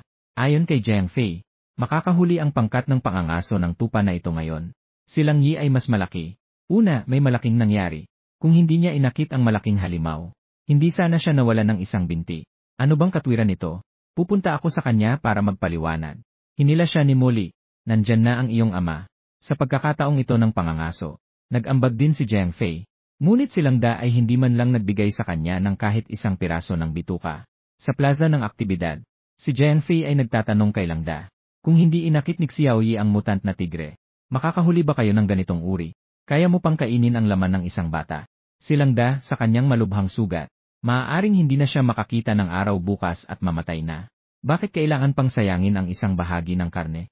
Maaari kong ibigay sa kanya ang isang piraso ng bituka ng tupa. Bilang pasasalamat sa kanyang pag-akit sa mutant na tigre. Hayaan siyang makakain ng masarap bago siya mamatay. Lalo pang naging labis si Lang Da. Wala nang makakapagsalita. Maging ang pari ay hindi na makapagpigil. Lang Da, madalas mong pinapahirapan ang iyong mga kababayan. Pumikit na lang ako. Pero sa pagkakataong ito, talagang labis na ito. Ang ama ni Lang Yi ay namatay para sa tribo. Si Lang Yi ay sumali sa pangkat ng pangangaso sa edad na 1-0. Kahit na siya ngayon ay may kapansanan. Hindi mo siya dapat ganyanin. Si Lang Da, siya ngayon ay isang may kapansanang tao. Siya ay iniwan na ng Diyos ng Dragon. Hindi ko siya pinalaya sa tribo. Iyon ay isang malaking kabaitan na sa kanya. Nagalit ang pari at itinapon ang kanyang tungkod sa lupa. Nakangalit na itinuturo ang kanyang daliri. Kung alam ko lang na ikaw ay ganitong walang puso, dapat hindi ko na pinayagan na ikaw ang maging leader. Tumahimik ka. Sinabi ni Lang Da ng may galit. Iginagalang kita bilang pari. Iniisip mo pa na ikaw ay isang tunay na pari. Sa loob ng maraming taon, nakipag-usap ka ba ng matagumpay sa Diyos ng Dragon? Ang pari ay nanginginig sa galit. Nakangatog ang kamay, hindi makapagsalita. Palagi siyang sumusunod sa mga itinuro ng kanyang guro. Makipag-usap sa Diyos ng Dragon. Ngunit hindi siya kailanman nakatanggap ng tugon mula sa Diyos ng Dragon. Alam niyang limitado ang kanyang kakayahan. Isa lamang siyang kalahating antas. Ngunit sa kabila nito, siya ay nasa katandaan na. Ngayon ay pinapahiya siya ni Lang Da sa ganitong paraan. Walang awa na ibinubunyag sa publiko ang kanyang kawalang kakayahan.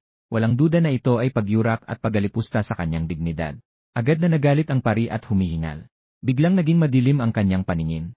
Diretso siyang nahulog pabalik. Nakita ni Jiang Fei ang nangyari at agad na inabot ang pari, upang maiwasan ang kanyang pagbagsak at pagkakasugat. Pagkatapos, maingat na inilapag ni Jiang ang bote ng pari sa lupa. Pagkatapos, lumingon si Jiang Fei at galit na tumingin kay Lang Da. Sinabihan niya si Lang Da, paano mo maaring tratuhin ang pari ng ganito? Hindi mo ba alam na ang ganitong ginagawa ay magagalit ang Diyos ng Dragon? Tiyak na magbibigay ng parusa ang Diyos ng Dragon. Gayunpaman, hindi pinansin ni Lang Da ang babala ni Jiang Fei. Sa halip ay napangiti siya ng malamig. Nang-uyam siya. Tanging kayo lamang, mga ubod ng tanga. Ang maniniwala ng bulag sa pagiral ng Dragon God. Huwag nang maging tanga muli. Walang dragon sa East Wilderness Forest. Ang pangungusap na ito ay parang isang malaking bomba. Sumabog ito sa gitna ng mga tao. Nagdulot ito ng kaguluhan at disgusto. Ang lahat ay sabik na tumingin kay Lang Da. Ang dati magiliw na tingin. Sa sandaling ito ay puno ng pagkapuot at pagdududa. Lalo na ang mga iyon. Magkakaroon ng personal na karanasan. Ang mga matatanda mula sa nakaraang panahon ng pari. Saksi sila sa kanilang mga mata. Kung paano pinangunahan ng pari ang tribo sa unti-unting pagbabago. Sinabi ng nakaraang pari sa lahat. Ang lahat ng biyang ito ay nagmumula sa dakilang biyaya ng Dragon God. Kung wala ang proteksyon ng Dragon God, wala sanang sila ngayon. Si Lang Da ay hindi nakapagpigil na mapaatras. Agad niyang naisip ang kanyang mga sinabi. Naabot na ang pinakapayak na pananampalataya ng mga tao sa kanilang puso. Agad siyang kumilos upang subukang ayusin ang sitwasyon. Walang pag-aalinlangan na inilipat ang lahat ng responsibilidad. Sa pari, tiyak na hindi siya sapat na tapat sa Dragon God, na nagdulot na hindi kailanman tumugon ang Dragon God sa ating mga panalangin. Kung hindi dahil sa kanya, paano magiging unti-unting humihina ang ating tribo? Narinig ni Jiang Fei ang mga salitang ito. Halos napatawa siya sa galit. Ikaw mismo, Walang kakayahang pamunuan ang mga tao patungo sa kasaganaan. Sa halip ay may mukhapang. Isisi ang lahat ng responsibilidad sa isang matandang tao. Karapat-dapat ka bang maging tunay na lalaki? Tinitigan nilang si Jiang Fei sa galit kung may kakayahan ka. Bakit hindi ka umalis sa hunting team at manghuli ka na lang mag-isa? Araw-araw ay alam lang na sumunod sa amin at makinabang. Bakit namin kailangang ibahagi sa iyo ang mga hayop na pinaghirapan naming hulihin? Narinig ni Jiang Fei ang salitang ito. Hindi niya mapigilang magalit sa kanyang puso. Naalala niya ang bawat pagkakataon ng kanyang pangangaso. Laging ibinuhos ang lahat ng kanyang makakaya. Hindi alintana ang sakit na dulot ng kanyang pinsala sa binti. Para lamang makapagbigay ng kahit isang manok o ibon para sa tribo. Ngunit ang mga pagsisikap na ito ay pinababa at pinabayaan nilang Da. Huminga ng malalim si Jiang. Huminga siya ng malalim. Pinigilan ang galit sa kanyang dibdib. Tumingin siya kay Langda at sinabi, "Sige. Umalis ako sa pangkat ng pangangaso. Simula ngayon, hindi na ako umaasa sa tribo. Sa hinaharap, hindi na kami hihingi ng kahit isang piraso ng karne mula sa tribo." Biglang naisip nilang ang isang bagay. Kaya't nagsalita siya kay Langda at nagpapaalala, "Pinunoy. Baka hindi ito maganda." Lumiko si Langda at galit na tumingin sa kanya, "Ano ang masama dito? Hindi ako naniniwala na hindi makakahuli ng hayop ang pangkat ng pangangaso nang wala siya." Nagpatuloy silang yung palaboy na tao, hindi ba't gusto niyang pakasalan ang kanyang anak na babae? Nag-aalala ako na babalik siya para maghiganti sa atin. Tumawa ng bahagya si Langda. Kaya't hayaan ko na hindi siya makasal, ayos lang iyon. Siya ang pinakamagandang babae na nakita niya. Siya ang unang napansin niya. Paano naman magiging mura para sa isang palaboy na halimaw? Kahit na wala siyang mga asal ng halimaw. Gusto pa rin niya iyon. Siya ay kasalukuyang naghihintay sa bahay na bumalik si Jiang Fei. Si Jiang Yueyue na nakikipag-usap sa kanya tungkol sa kasal niya kay Long Jing. Hindi alam ni Jiang Yueyue ang plano nilang dalaban sa kanya. Nang makita si Jiang Fei na walang dalang anuman, na may malinaw na disgusto at pag-aalala sa kanyang mukha, agad na naintindihan ni Jiang Yueyue. Talagang nais nilang na ilagay sila sa panganib. Lumakad si Jiang Fei nang mabigat patungo kay Lang Yi. Sa pakiramdam ng pagkakasala, sinabi niyang pasensya na. "Batang Yi, hindi na kayanan ng tiyuhin na ibalik sa iyo ang piraso ng karne." Nahihirapang bumangon si Lang Yi mula sa lupa. Umupo siya. Umiling siya at sinabi, "Tiyuhin Fei. Huwag mong sabihin ganyan, kung hindi dahil sa iyong proteksyon sa akin. Natatakot akong baka wala na akong buhay. Hindi mo na kailangang isipin ang maliit na bagay na ito." Dahan-dahang pinatpat ni Jiang Fei ang balikat ni Langda. Ipinahayag na dapat siyang magpahinga at magpagaling. Pagkatapos tumayo siya. Lumakad siya patungo kay Molly. Umabot siya sa harap ni Molly. Malalim na huminga siya. Para bang may ginawa siyang malaking desisyon. Nagsalita siya, "Nagpa siya akong umalis sa pangkat ng mga mangangaso." Ang kanyang boses ay kalmado at matatag. Ngunit ang nakapaloob dito ay ang kawalang magawa at pag-asa, na hindi maaring baliwalain. Umalis na siya. Si Molly ay lihim na nakahinga ng maluwag. Palagi niyang iniisip, na manghuli na may sugat sa baga, ay talagang isang asal na walang pag-iingat sa buhay. Hindi lamang ito labis na mapanganib, kundi madalas ay walang kabuluhan. Ang mga hayop na mahirap na nahuli, sa huli lahat ay mapupunta sa kamay ng mga lobo. Si Lang Yi ay huminga ng malalim at nagbuntong hininga sa kawalang magawa. Si Fei ay nagbuntong hininga. Ngunit sa ganitong paraan, mukhang wala na tayong makakain sa hinaharap. Sa totoo lang, hindi naman tayo makakakuha ng maraming karne. Tahimik na sumagot si Molly. Sumangayon din si Jiang Yueyue sa tabi. Sa tingin niya, mabuti na rin na umatras si Jiang Fei sa pangangaso. Hindi naman ito masamang bagay. Kaya't sinabi niya kay Jiang Fei, "Tatay, hayaan niyo akong samahan kayo sa pangangaso mula ngayon. Pumili tayo ng mga ligaw na manok at mga kuneho na madaling mahuli. Sa ganitong paraan, masisiguro ang kaligtasan. At magkakaroon tayo ng karne na makakain." Bahagyang umangat ang labi ni Jiang Fei. Nagpakita siya ng bahagyang ngiti. Para sa kanya na nakaranas na ng maraming laban at may malaking ganang kumain. Ang ilang ligaw na manok at kuneho. Talagang mahirap punan ang tiyan. Pero nang makita ang kanyang anak na napakamaunawain at mapaggalang, hindi may iwasang maginit ang kanyang puso. Nakaramdam siya ng labis na kasiyahan. Si Lang Yi sa tabi ay nakinig sa pag-uusap ng dalawa. Ang kanyang mukha ay naging mabigat. Punong-puno ng pagsisisi, tahimik na sinabi, "Dahil ito sa akin." Kaya't nagdulot ito ng problema kay Fei Xuning. Lumiko si Jiang Fei. Tumingin sa mukha ni Lang Yi na pagod ngunit matatag. Umayos ng kamay at nagbigay ng kaaliwan, "Wala itong kinalaman sa'yo. Kahit na walang pangyayaring ito, may plano na akong umatras noon pa. Kaya't hindi mo kailangang masyadong sisihin ang sarili mo. Huwag mo ring ilagay ang lahat ng responsibilidad sa iyong sarili. Ang pinakamahalaga ay alagaan ang iyong kalusugan." Nang banggitin ang pinsala kay Lang Yi, hindi siya nakaiwas na yumuko. Tumingin sa kanyang katawan na dati puno ng sugat. Nagulat siyang natuklasan. Ang mga sugat sa kanyang katawan ay tila halos gumaling na. Kung hindi dahil sa pagkawala ng isang binti. Halos magduda na siya. Kung ang pagkakasugat niya ng mutant na tigre ay isang ilusyon lamang. Kung ito ba ay isang panaginip lamang. Tiofi, mangyaring huwag magalala. Tiyak na magiging matatag ako at magpapatuloy sa buhay. Kasabay nito, hindi rin nakaiwas silang na magpahayag ng damdamin. Ang galing ng medisina ng pari ay talagang kahanga-hanga. Sa ganitong kalubhang sugat, nakakagulat na mabilis itong gumaling sa maikling panahon. Talagang namangha siya. Nagkatinginan sina Faye at Mo. Hindi nila balak ipaalam sa kanya ang katotohanan. Matapos lahat, ang pagkakaroon niya ng kakayahang magpagaling ay hindi pa tamang panahon upang ilantad. Bigla naisip ni Jiang Yueyu ang isang bagay. Bigla, nagsalita siya. Napagpasyahan kong tanggapin ang alok na magpakasal kay Long Jing. Pakisabi mo kay pari na. Tulungan siyang pangunahan ang seremonya ng kasal. Ngunit si Jiang Fei ay bahagyang nagkunot ng noo. Sumagot siya na may pagdududa sa boses. Mas mabuting maghintay muna. Ang pari ay kakagaling lang sa galit kay Langda. Pagkatapos, ikinuwento ni Jiang Fei sa kanila ang nangyari. Si Yueyu ay nagalit matapos marinig, talagang sobra na si Langda. Itay, barbecue tayo ngayon. Pumunta ka sa bundok at tawagin si pari para kumain kasama natin. Ang masarap na pagkain ay maaaring magpabuti ng mood ng tao. Nang lumingon si Jiang Fei, nakita niyang umakyat na ang pari. Pupunta ako para tingnan ang bata. Hawak ng pari ang dalawang uri ng halamang gamot. Ang isa ay gamot para sa pamamaga at pagdurugo. Ang isa naman ay lason. May nasugatan sa tribo. Gagamitin muna ng pari ang unang gamot para iligtas siya. Kung hindi siya maliligtas, gagamitin ang pangalawang gamot para ipadala siya sa mga lobo. Nang makita ang pari na may hawak na halamang gamot sa isang kamay, at lason sa kabila, nagmadali siyang sumigaw, "Pari, lolo, ayos na ako." Sobrang lakas ng boses. Natatakot na hindi maniwala ang pari. Agad, nagpakita ng malungkot na ekspresyon. Ihanda na ang kanyang mga huling gawain. Nasa huli na ang lahat. Si Lang Yi ay natakot at namutla. Hindi na ba kailangan ang halamang gamot? Sa tingin ko, kaya ko pang iligtas siya. Si Jiang Yueyu ay tumatawa habang humahawak sa kanyang tiyan. Hawak ang tiyan. Ang kanyang mga balikat ay patuloy na nanginginig.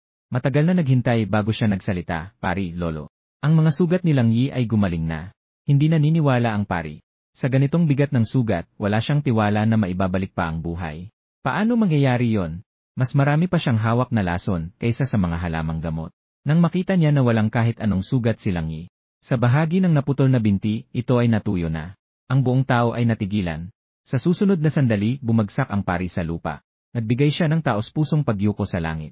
Nagpakita na ang Diyos ng Dragon. Tiyak na pinagpala ka ng Diyos ng Dragon. Hindi tayo iniwan ng Diyos ng Dragon. Nagpakita na ang Diyos ng Dragon. Dito lang napagtanto ni Lang Yi, na ang kanyang sugat ay hindi pala ginamot ng pari. Ako ay isang taong pinagpala ng Diyos ng Dragon. Hindi makapaniwala si Lang Yi. Siya ay isang taong pinagpala ng Diyos ng Dragon. Mahirap na bumaligtad. Natutunan niyang yumuko sa langit tulad ng pari. Salamat sa Diyos ng Dragon. Tiyak na mabubuhay akong mabuti. Nagkatinginan sina Jiang Yueyu at Jiang Fei. Nagtinginan silang dalawa. Pareho nilang nakita sa mukha ng isa't isa ang parehong mensahe. Huwag nang mag-isip ng dahilan para ipaliwanag. Siya ay may kakayahang espiritual. Nagpatira pa ang pari. Kasabay ng pagpatira pa, muli siyang lumapit upang suriin ang sugat ni Lang Yi. Maligayang pagdating sa bundok na ito, para bang tumitingin siya sa isang pambihirang kayamanan. At pagkatapos, nakita niya ang mga bakas ng halamang gamot sa bahagi ng naputol na binti ni Lang Yi. Mas nagulat ang pari. Ang gamot na ito ay personal na ibinigay ng Diyos ng Dragon. Baka ang manggagamot na silang ay itinakda ng langit. Mahinang itinaas ang kamay. Ang halamang gamot na yon ay ako ang naglagay sa kanya. Ang gulat sa mukha ng pari ay naging, kaya pala ni. Ito na ang normal na ekspresyon. Kahit na siya ay bahagyang nakahinga ng maluwag. Mahirap para sa tribo na makahanap ng isang itinakdang anak ng langit. Hindi niya alam ito. Nang malaman niya ito, muntik na siyang mamatay. At naputol pa ang isang binti. Siya ay tiyak na iyak ng labis. Agad na lumiwanag ang kanyang malabong mga mata. Excited na hinawakan ang kamay ni Jiang Yueyu. Kilala mo ang halamang gamot. Jiang Yueyu. Naalala ko ito nang makita kitang nagligtas ng tao dati. Isang sulyap ng pari sa nakaraang katahimikan. Siya talaga ang pinili ng langit. Isang tingin lang, matatandaan na ang mga halamang gamot. Gusto mo bang maging pari? Humihingi ng tulong si Jiang Yueyu, tumingin kay Jiang Jin. Sabi ni Jiang Fei, sacerdote. Hindi angkop si Yueyu na maging sacerdote. Tinignan siya ng pari ng masama. Ikaw ang tinutukoy mo, di ba? Isang tingin lang, matatandaan na ang mga halamang gamot. Ito ang napiling pari ng langit. Walang pag-aalinlangan na hinila ang kamay na hawak ng pari. Pari at lolo, ayaw kong maging pari. Bakit maraming benepisyo ang maging pari? Paano may taong ayaw maging pari? Labis na naguguluhan ang pari. Si Yueyu ay tinignan ng pari ng may pagnanasa. Medyo hindi siya sanay sa tanawin. Pero ayaw niyang maging pari. Tamad akong makialam sa mga bagay na yon. Hindi kailangang manghuli ang pari.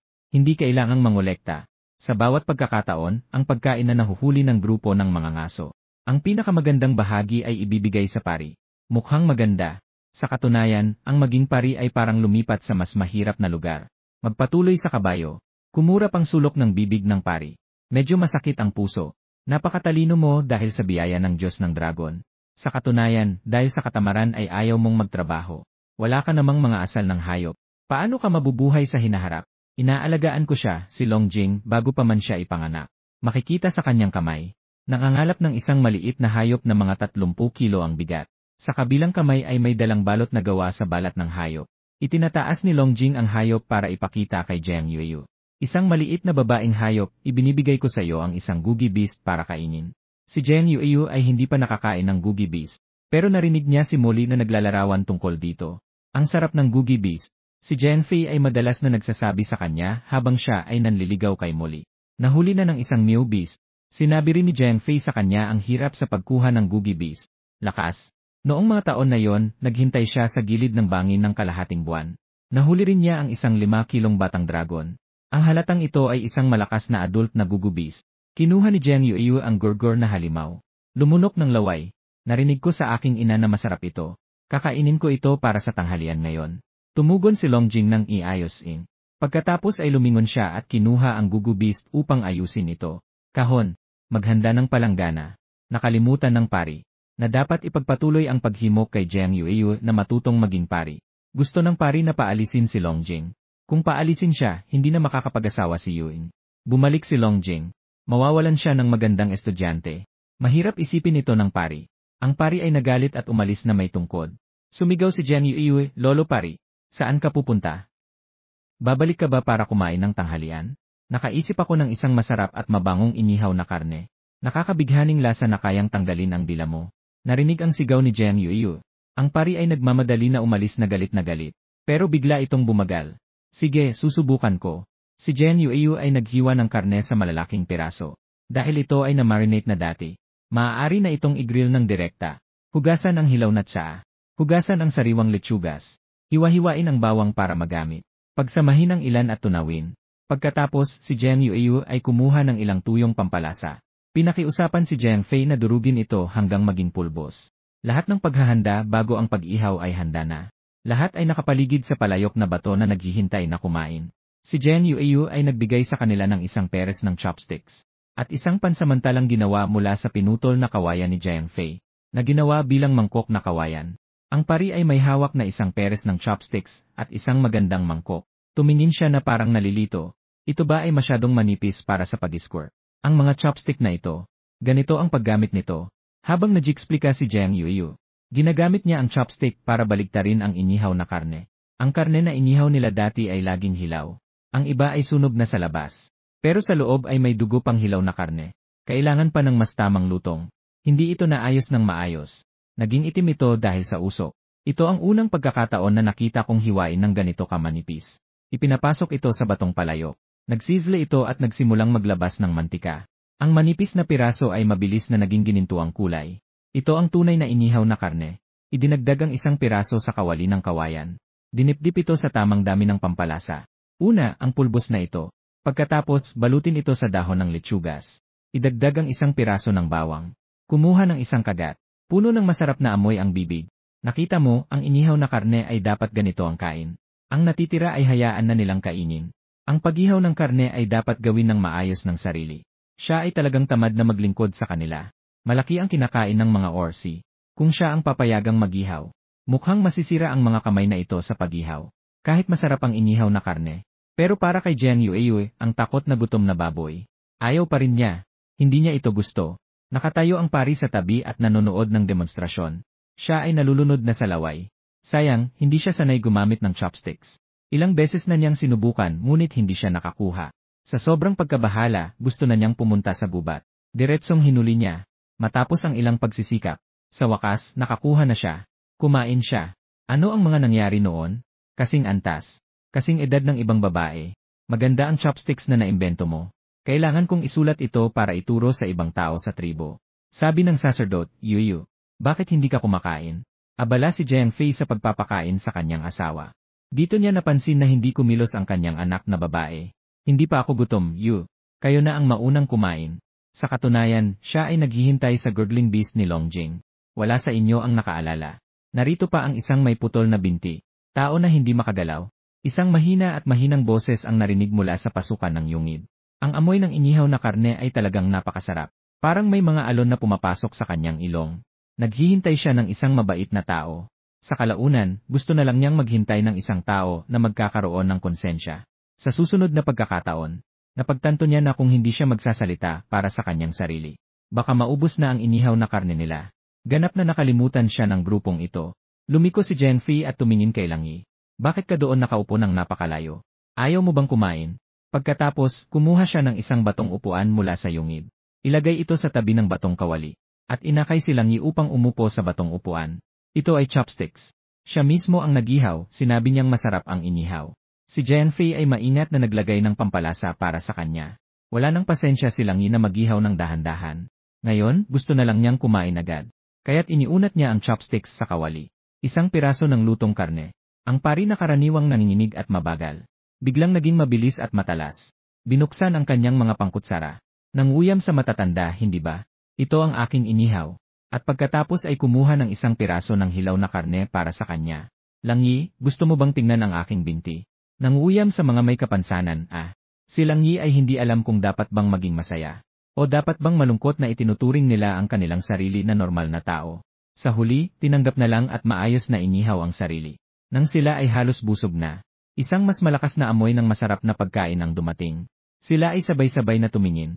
Lumiko at tumingin sa gilid ng balkonahe. Si Longjing ay nag-iisa na nagluto ng isang apoy. Hawak niya ang inihaw na ginintuang ginto. Ang naglalagablab na naglalabas ng langis na hayop. Si Muli ay nilunok ang kanyang laway. Ang lasa na ito ay hindi niya natikman sa loob ng 18 taon. Agad na ibinaba ng pari ang kanyang mga pangkutsara. Kutsara. Kinuha ang tungkod at lumakad papunta roon. Nakatayo sa tabi, nagpapakita. Ito na ba ang lasa ng gugi na payat? Dumating na si Yueyu sa tabi ni Longjing. Nakatingin siya sa gugi na payat sa kanyang kamay na puno ng maliliit na bituin. Napansin ni Longjing sa sulok ng kanyang mata ang kanyang sabik na anyo. Bahagyang ngumiti. Ngumiti ng may pagmamalaki. Habang isang patak ng gintong langis ang nahuhulog sa apoy, nagbigay ito ng tunog na zila. Sa wakas, inalis ni Longjing ang gugu beast mula sa apoy. Pagkatapos, inilabas niya ang itim na kaliskis na talim. Isang piraso, isang bulaklak. Putulin ang inihaw na gintong karne. Pagpapakain kay Jiang Yueyu. Isang piraso ang kanyang pinutol. Hindi mabilis, hindi mabagal. Eksaktong tumutugma sa kanyang ritmo. Masarap ba? Nakita ni Longjing na punong-puno ang kanyang bibig. Bukas pa ang kanyang bibig para ipasok pa ang pagkain. Patuloy siyang ngumiti. Huwag kang mag-alala, lahat ng narito ay sayo. Ang bango at ang sarap ay napakabuti. Si Jiang ay mumunguya. Isang piraso, hindi malinaw ang kanyang sinasabi. Ito ang pagkain na dapat niyang kainin sa kanyang kaarawan. Ano ang mga mapapait na araw dati? Kapag ang tao ay nagugutom, lahat ay nag-iisip na kaya nilang kumain ng isang buong baka. Gayunpaman, si Yu ay kumakain ng 4 na libra ng gugulin meat. Hindi na siya makakain pa. Talagang hindi na siya makakain. Tumingin si Longjing sa kanyang bilog na puting tiyan. Naniniwala akong talagang hindi na siya makakain. Kaunti lang ang kinakain ng kanyang maliit na babae. Gusto mo bang kumain ito? Sabi ni Longjing, tumango si Jiang Yueyu. Masarap ito. Ang payat na karne ay matigas. Kung hindi mo kayang nguyain, ibibigay ko na lang sa iyo ang Ye Beast para kainin. Tumingin si Longjing sa kanya, na may mukha ng paglalambing. Kumaway siya. Ang ganitong mahirap hulihin na pagkain. Isang beses lang ang kinakailangan. Napakamapanganib hulihin ang Ye Beast. Ayaw niyang magpakapanganib si Longjing para sa kanya. Biglang tumingin si Longjing sa kanya. Nag-aalala ka para sa akin. Tumango si Jiang Yueyu. Kapag namatay ka, magiging balo na ako. May isang itim na balo sa tribo. Magdadagdag ba tayo ng isang puting balo? Bahagyang pinindot ni Longjing ang kanyang noo. Malakas ang iyong lalaki. Hindi siya mamamatay, kaya niyang palayasin ang buong tribo. Kasama ang laman sa tiyan. Nakita ni Longjing na talagang hindi na makakain si Jiang Yueyu. Humiling si Longjing na hugasan ang balat ng hayop. Kumuha siya mula rito ng isang gintong prutas. Ibinigay ito sa kanya bilang panghimagas pagkatapos ng pagkain. Lumiko siya at tumingin sa pari na naglalaway sa tabi. Gusto naming magpakasal ni Yueyu. Anong araw ang sa tingin mo ay angkop?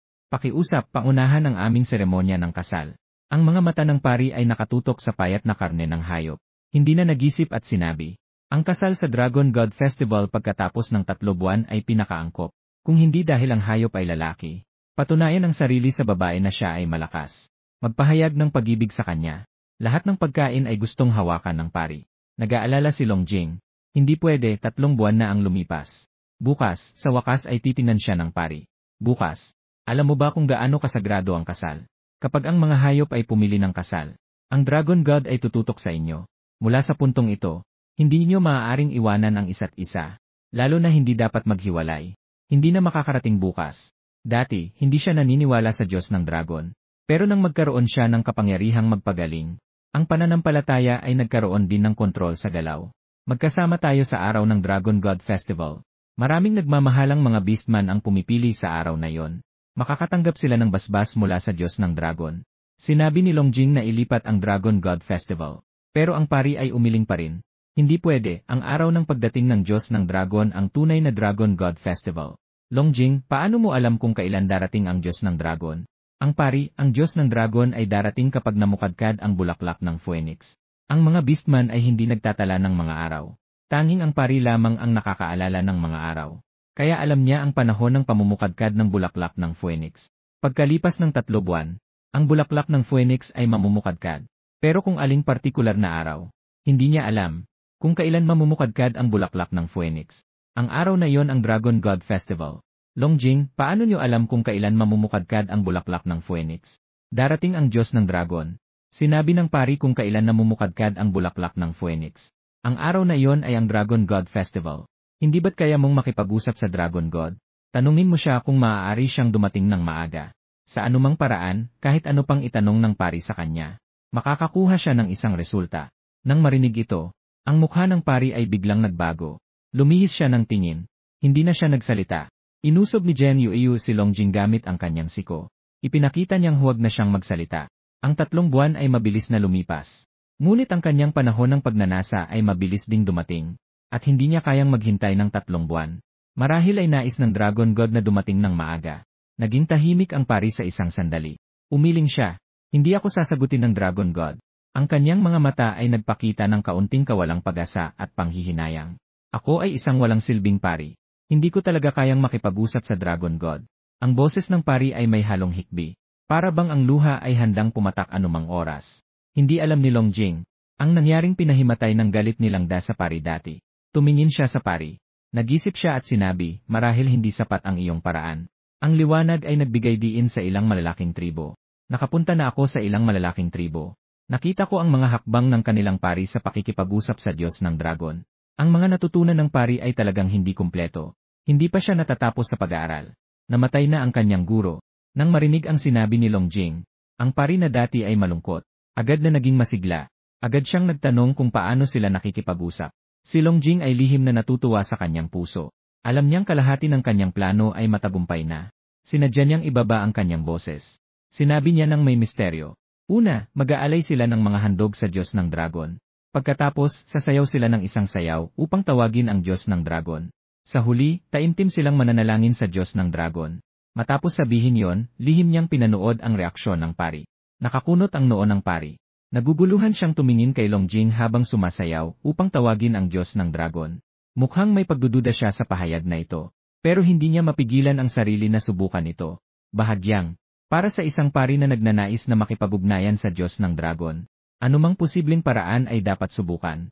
Bahagyang tumango si Longjing. Agad siyang nagsimulang sumayaw. Ang mga galaw ay tila magulo. Tumingin si Yuiyu sa eksenang ito. Hindi niya maiwasang makaramdam ng paghamak.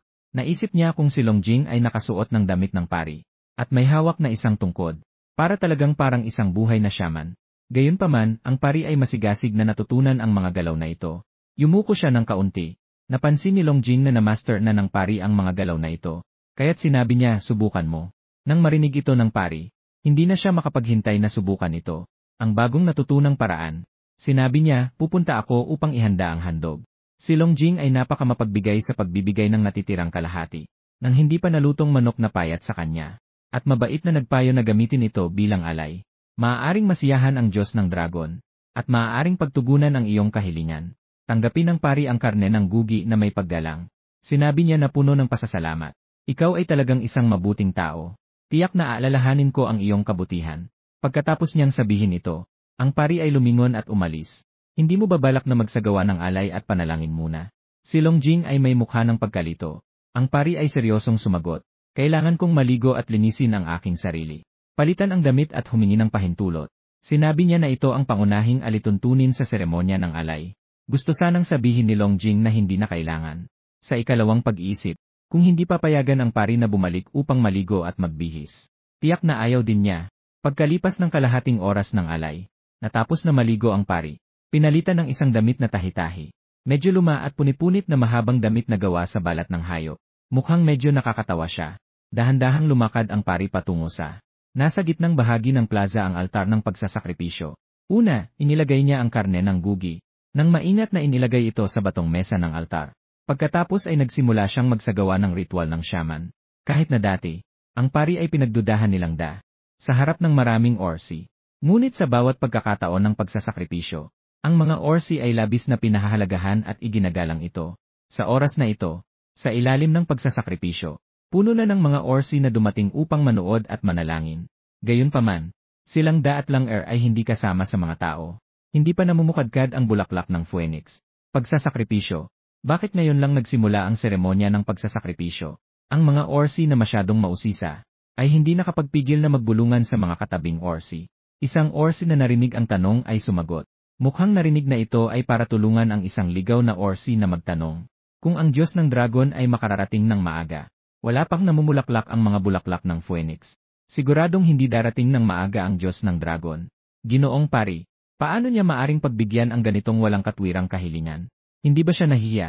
Isang saksi na nakakita, ng mga orsi na nakakita sa buong proseso ng pagtatanong nilang Da sa pari, na hindi makapaniwala na umiling at nagsabi. Sa isang iglap, ang mga orsi ay nagtinginan sa pari na may paghamak. Ang kanilang orihinal na paggalang at tiwala sa pari ay bumaba rin.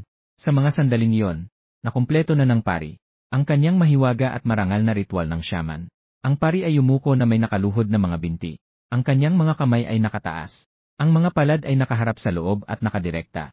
Sa buong debosyon ay nagtanong, o dakilang Diyos ng Dragon, mangyaring bumaba ka ng maaga.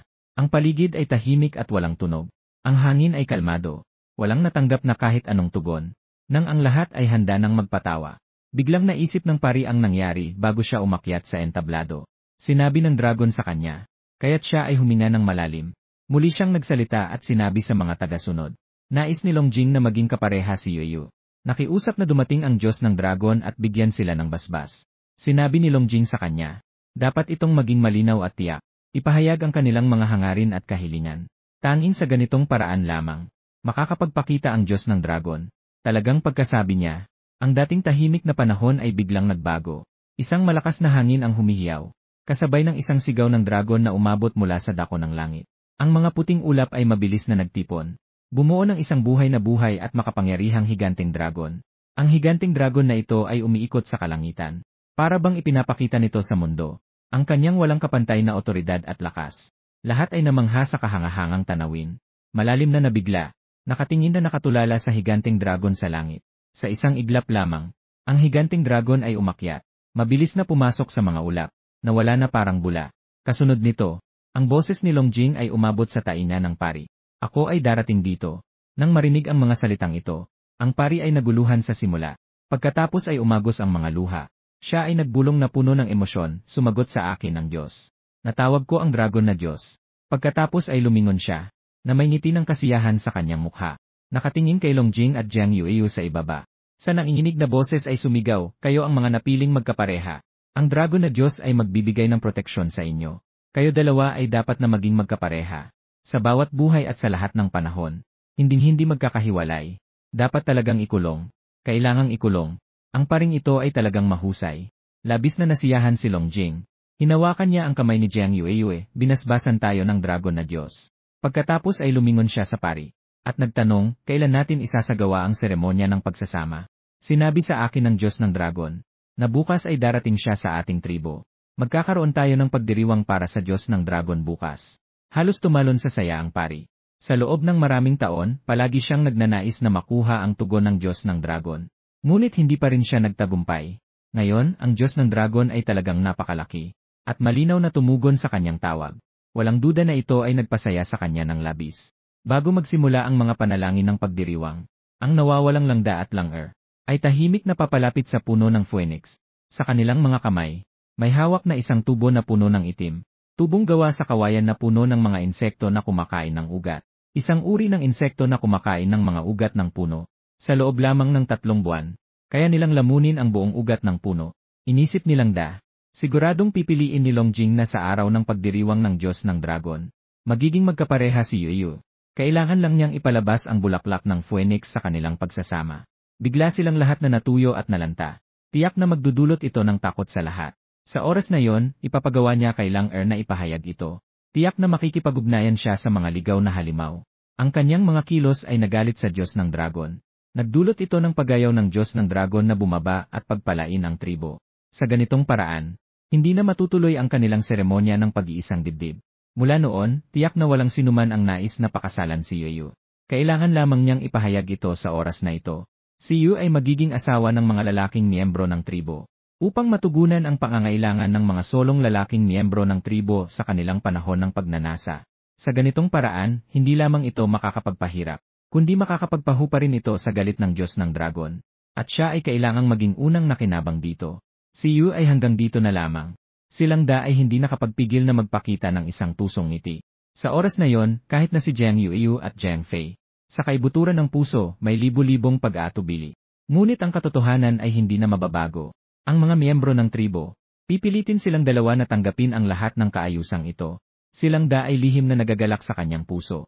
Ang kanyang mga plano ay tila nagiging matagumpay, nang siya ay handa nang ilagay ang mga insekto sa ugat ng punong phoenix. Isang malalakas na sigaw ng dragon ang umabot mula sa malayo. Ang biglaang tunog na ito ay nagdulot ng takot kay Langda. Siya ay bumagsak sa lupa. Nakatingin siya sa langit na may takot sa kanyang mukha. Isang anino ang mabilis na dumaan. Nagalit ang Diyos ng Dragon. Ano ang dapat nating gawin? Si Lang ay natakot na parang nawalan ng kaluluwa. Hindi na niya alam kung kailan nawala ang isa-0 insekto sa kanyang kamay. Siya ay abala sa pagtakas. Dumating ang Diyos ng Dragon. Para sa mga beastmen, ito ay tiyak na isang napakalaking kaganapan. Ang pinakamasaya maliban sa pari ay si Jiang. Si Jiang Fei ay nahirapang pigilin ang kanyang kasabikan. Sumigaw siya, alam ko na noon pa man na hindi pangkaraniwan ang batang ito. Anong ligaya ng isang ligaw na beastman ang makakatanggap ng basbas ng Diyos ng Dragon? Sila ay nakatakdang magkapareha. Matagumpay na tinawag ng pari ang Diyos ng Dragon. Sa sandaling ito, ang mga Orsi ay tumingin sa pari. Puno ng kasabikan at paggalang. Gayunpaman, dahil sa maagang pagdaraos ng ritual ng Diyos ng Dragon, maliwanag na kulang ang supply ng pagkain sa tribo. Sa oras na ito, maaga pa ang liwanag. Si Jiang Fei ay nag-iisip kung maaari siyang lumabas at subukan ang swerte. Tingnan kung makakahuli siya ng 1 o 2 maliit na hayop. Papayagan ba siyang manghuli kahit may sugat? Agad siyang nagsalita, tatay. Hayaan mong tulungan kitang gamutin ang sugat mo. Si Jiang Yuyu ay ginamit ang kanyang espiritu. Mahusay na kasanayan. Una, maingat niyang sinuri ang kanyang mga sugat.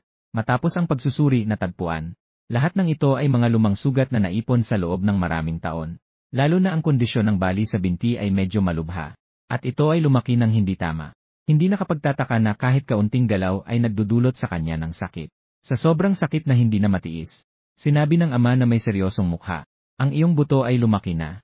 Kailangan itong putulin at muling ikabit at ayusin ng maayos.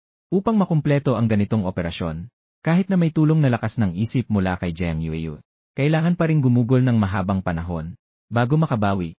Sa ganitong paraan, hindi na makakapunta si Jiang sa pangangaso ngayon. Nag-isip si Jiang Fei at nagpasya munang huwag magpagamot. Pagkatapos ng ritual ng Diyos ng Dragon, sa kanilang pag-usapan, hindi nakatanggi si Jiang Yuyu at sinabi, sige, bibigyan kita ng pampawala ng sakit. Bumalik na sa paggamot. Simple lang ang gamutan kay Jiang Fei. Simple lang ang ibigay. Umalis na ang pangkat ng mga mangangaso. Nang panahong iyon, lumapit si Longjing. Sinabi kay Jiang Fei na handang kumilos ng mag-isa. Sasama ako sayo. Ayaw niyang masaktan muli si Jiang Fei. Kung hindi, tiyak na mauubos na naman ang lakas ng isip ng maliit na babae para iligtas siya. Ibinigay niya kay Jiang Yuyu ang kaunting dragon saliva. Hindi talaga sapat para sa kanyang muling pagkonsumo. Pinuno ng lahat ng dragon at hayop. Wu ang lalawigan ng lahat ng hayop. Ang eksibisyon ay kayamanan. Ang dragon saliva ay hindi kasing epektibo ng dragon's blood sa pagbuhay ng patay. Ngunit ito ay epektibo sa pagpapagaling ng mga sugat. Kailangan niyang makipag-isa sa kanya agad. Sa ganitong paraan, ang kanyang espiritual na lakas ay hindi madaling mauubos. Madalas na mataas. Si Genfei ay labis na natutuwa. Si Longjing ay handang sumama sa kanya. Huwag munang pag-usapan kung ang kaligtasan ay maaaring ganap na masiguro. Ngunit tiyak na ang biktima ay mahuhuli. Ang mga Orsi ay labis na pinahahalagahan ang Dragon God Festival. Napakamasigasig. Kahit na maaari nilang bitawan ang galit.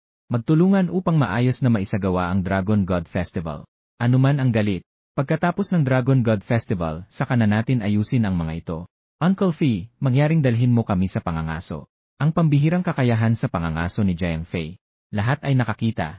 Kahit na siya ay may kapansanan sa isang binti. Siya ay matagumpay na nanguna sa pangkat ng mga ngaso. Nakahuli ng maraming biktima.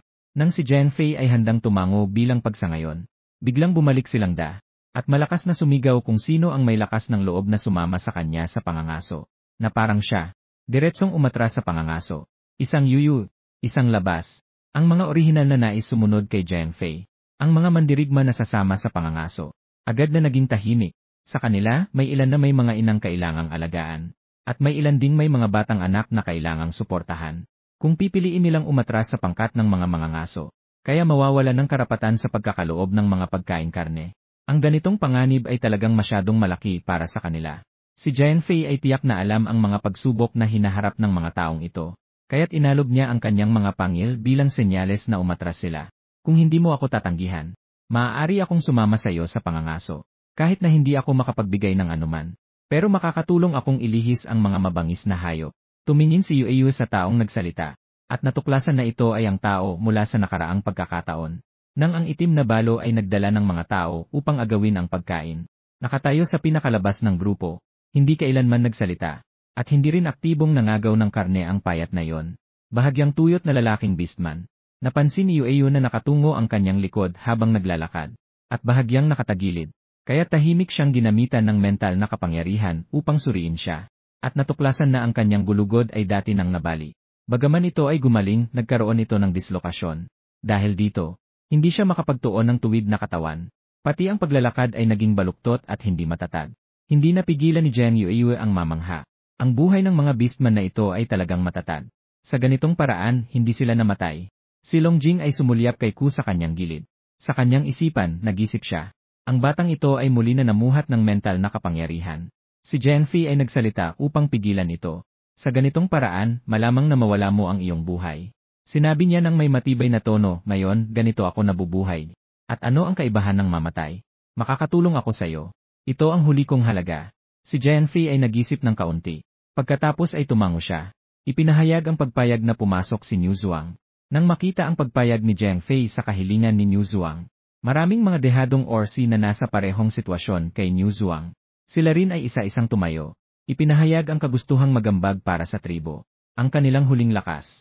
Pinili ni Jiang ang ilang mga Orsi, na may natitirang kakayahang makipaglaban. Samantalang ang ibang Orsi, ay inatasan na manatili sa loob ng tribo upang tumulong sa pari. Upang sama-samang itayo ang altar. Nakatingin sa hanay ng kanyang ama. Lahat ay mga matatanda, mahihina, at may kapansanan. Sa kanyang puso ay hindi maiiwasang tumaas ang pag-aalala. Samahan niyo ako. Siya ay may kakayahang magpagaling. Sa mga kritikal na sandali, makakapagbigay siya ng agarang tulong sa mga sugatang sundalo. Malaki ang maitutulong sa pagbawas ng bilang ng mga nasawi. Gayunpaman, hindi pa sumasagot si Jiang Fei. Bigla siyang hinila ni Longjing. Magandang manatili ka sa bahay. Hintayin mo akong bumalik. Maingat na sinabi ni Longjing. Agad na tumutol si Jiang Yueyu. Hindi mo nauunawaan ang sitwasyon. Malaki ang maitutulong ko kung sasama ako. Bahagyang umiti si Longjing. Sinabi niya ng walang gaanong halaga. Huwag kang magalala. Sa akin, magiging ligtas sila. Ang tono niya ay naglalaman ng katatagan at tiwala. Tumingin siya sa kanya na may pagdududa. Hindi siya ganap na nagtitiwala sa kanyang pangako. Sa mga sandaling iyon, biglang narinig ang isang mapanlait na tawa.